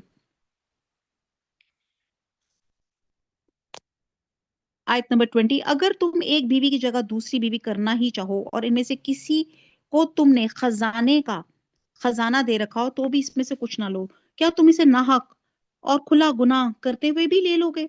तुम इसे कैसे ले लोगे हालांकि तुम एक दूसरे से मिल चुके हो और इन औरतों ने तुमसे मजबूत अहद पैमान ले रखा है। और इन औरतों से निकाह ना करो जिनसे तुम्हारे बापों ने निकाह किया, मगर जो गुजर चुका है ये बेहयाई का काम और बुग़्ज़ का सबब और बहुत बड़ी बुरी राह है। हराम की गई है तुम पर तुम्हारी माएं। अब ये हुर्मत के रिश्ते बताए जा रहे हैं कि जिन औरतों से निकाह हराम है, तुम पर तुम्हारी माएं, तुम्हारी लड़कियां और तुम्हारी बहनें, तुम्हारी फूफियां और तुम्हारी खालाएं, और भाई की लड़कियां और बहन की लड़कियां और तुम्हारी वो माएं जिन्होंने तुम्हें दूध पिलाया, और तुम्हारी दूध शरीक बहनें और तुम्हारी सास और तुम्हारी वो परवरिश करदा लड़कियां जो तुम्हारी गोद में हैं। तुम्हारी इन औरतों से जिनसे तुम दखूल कर चुके हो, हाँ अगर तुमने इनसे जमाना किया हो तो तुम पर कोई गुनाह नहीं। और तुम्हारे सलबी सगे बेटों की बीवियां और तुम्हारी दो बहनों का जमा करना, हाँ जो गुजर चुका सो गुजर चुका, यकीनन अल्लाह ताला बख्शने वाला मेहरबान है। तो बहरहाल अल्लाह ताला ने यहाँ पे लिस्ट भी बता दी मुहर्रमात की कि जिनसे निकाह हराम है। अल्लाह ताला जो कुछ हमने पढ़ा है इस पे अल्लाह ताला अमल करने की अल्लाह ताला तौफीक अता फरमाए। और इंशाल्लाह ताला जो हमारी डिटेल क्लास होगी रमजान के बाद, हम बहुत डिटेल से इसको सूरह निसा के ये तमाम ये जो पॉइंट्स हैं इनको हम बहुत तफसील से इंशाल्लाह पढ़ेंगे। जी, कोई आप सवाल करना चाहते हैं तो कर लें। ये हमारा माशाल्लाह आज 4 सिपारे कंप्लीट हो गए। कल इंशाल्लाह हम 5वां सिपारा शुरू करेंगे। वमा अलैना इल्लल बलाग, सुब्हानक अल्लाहुम्मा व बिहम्दिका, नशहदु ला इलाहा इल्ला अंता, नस्तगफिरुका व नतूबु इलैक। अस्सलामु अलैकुम व रहमतुल्लाहि व बरकातुहू।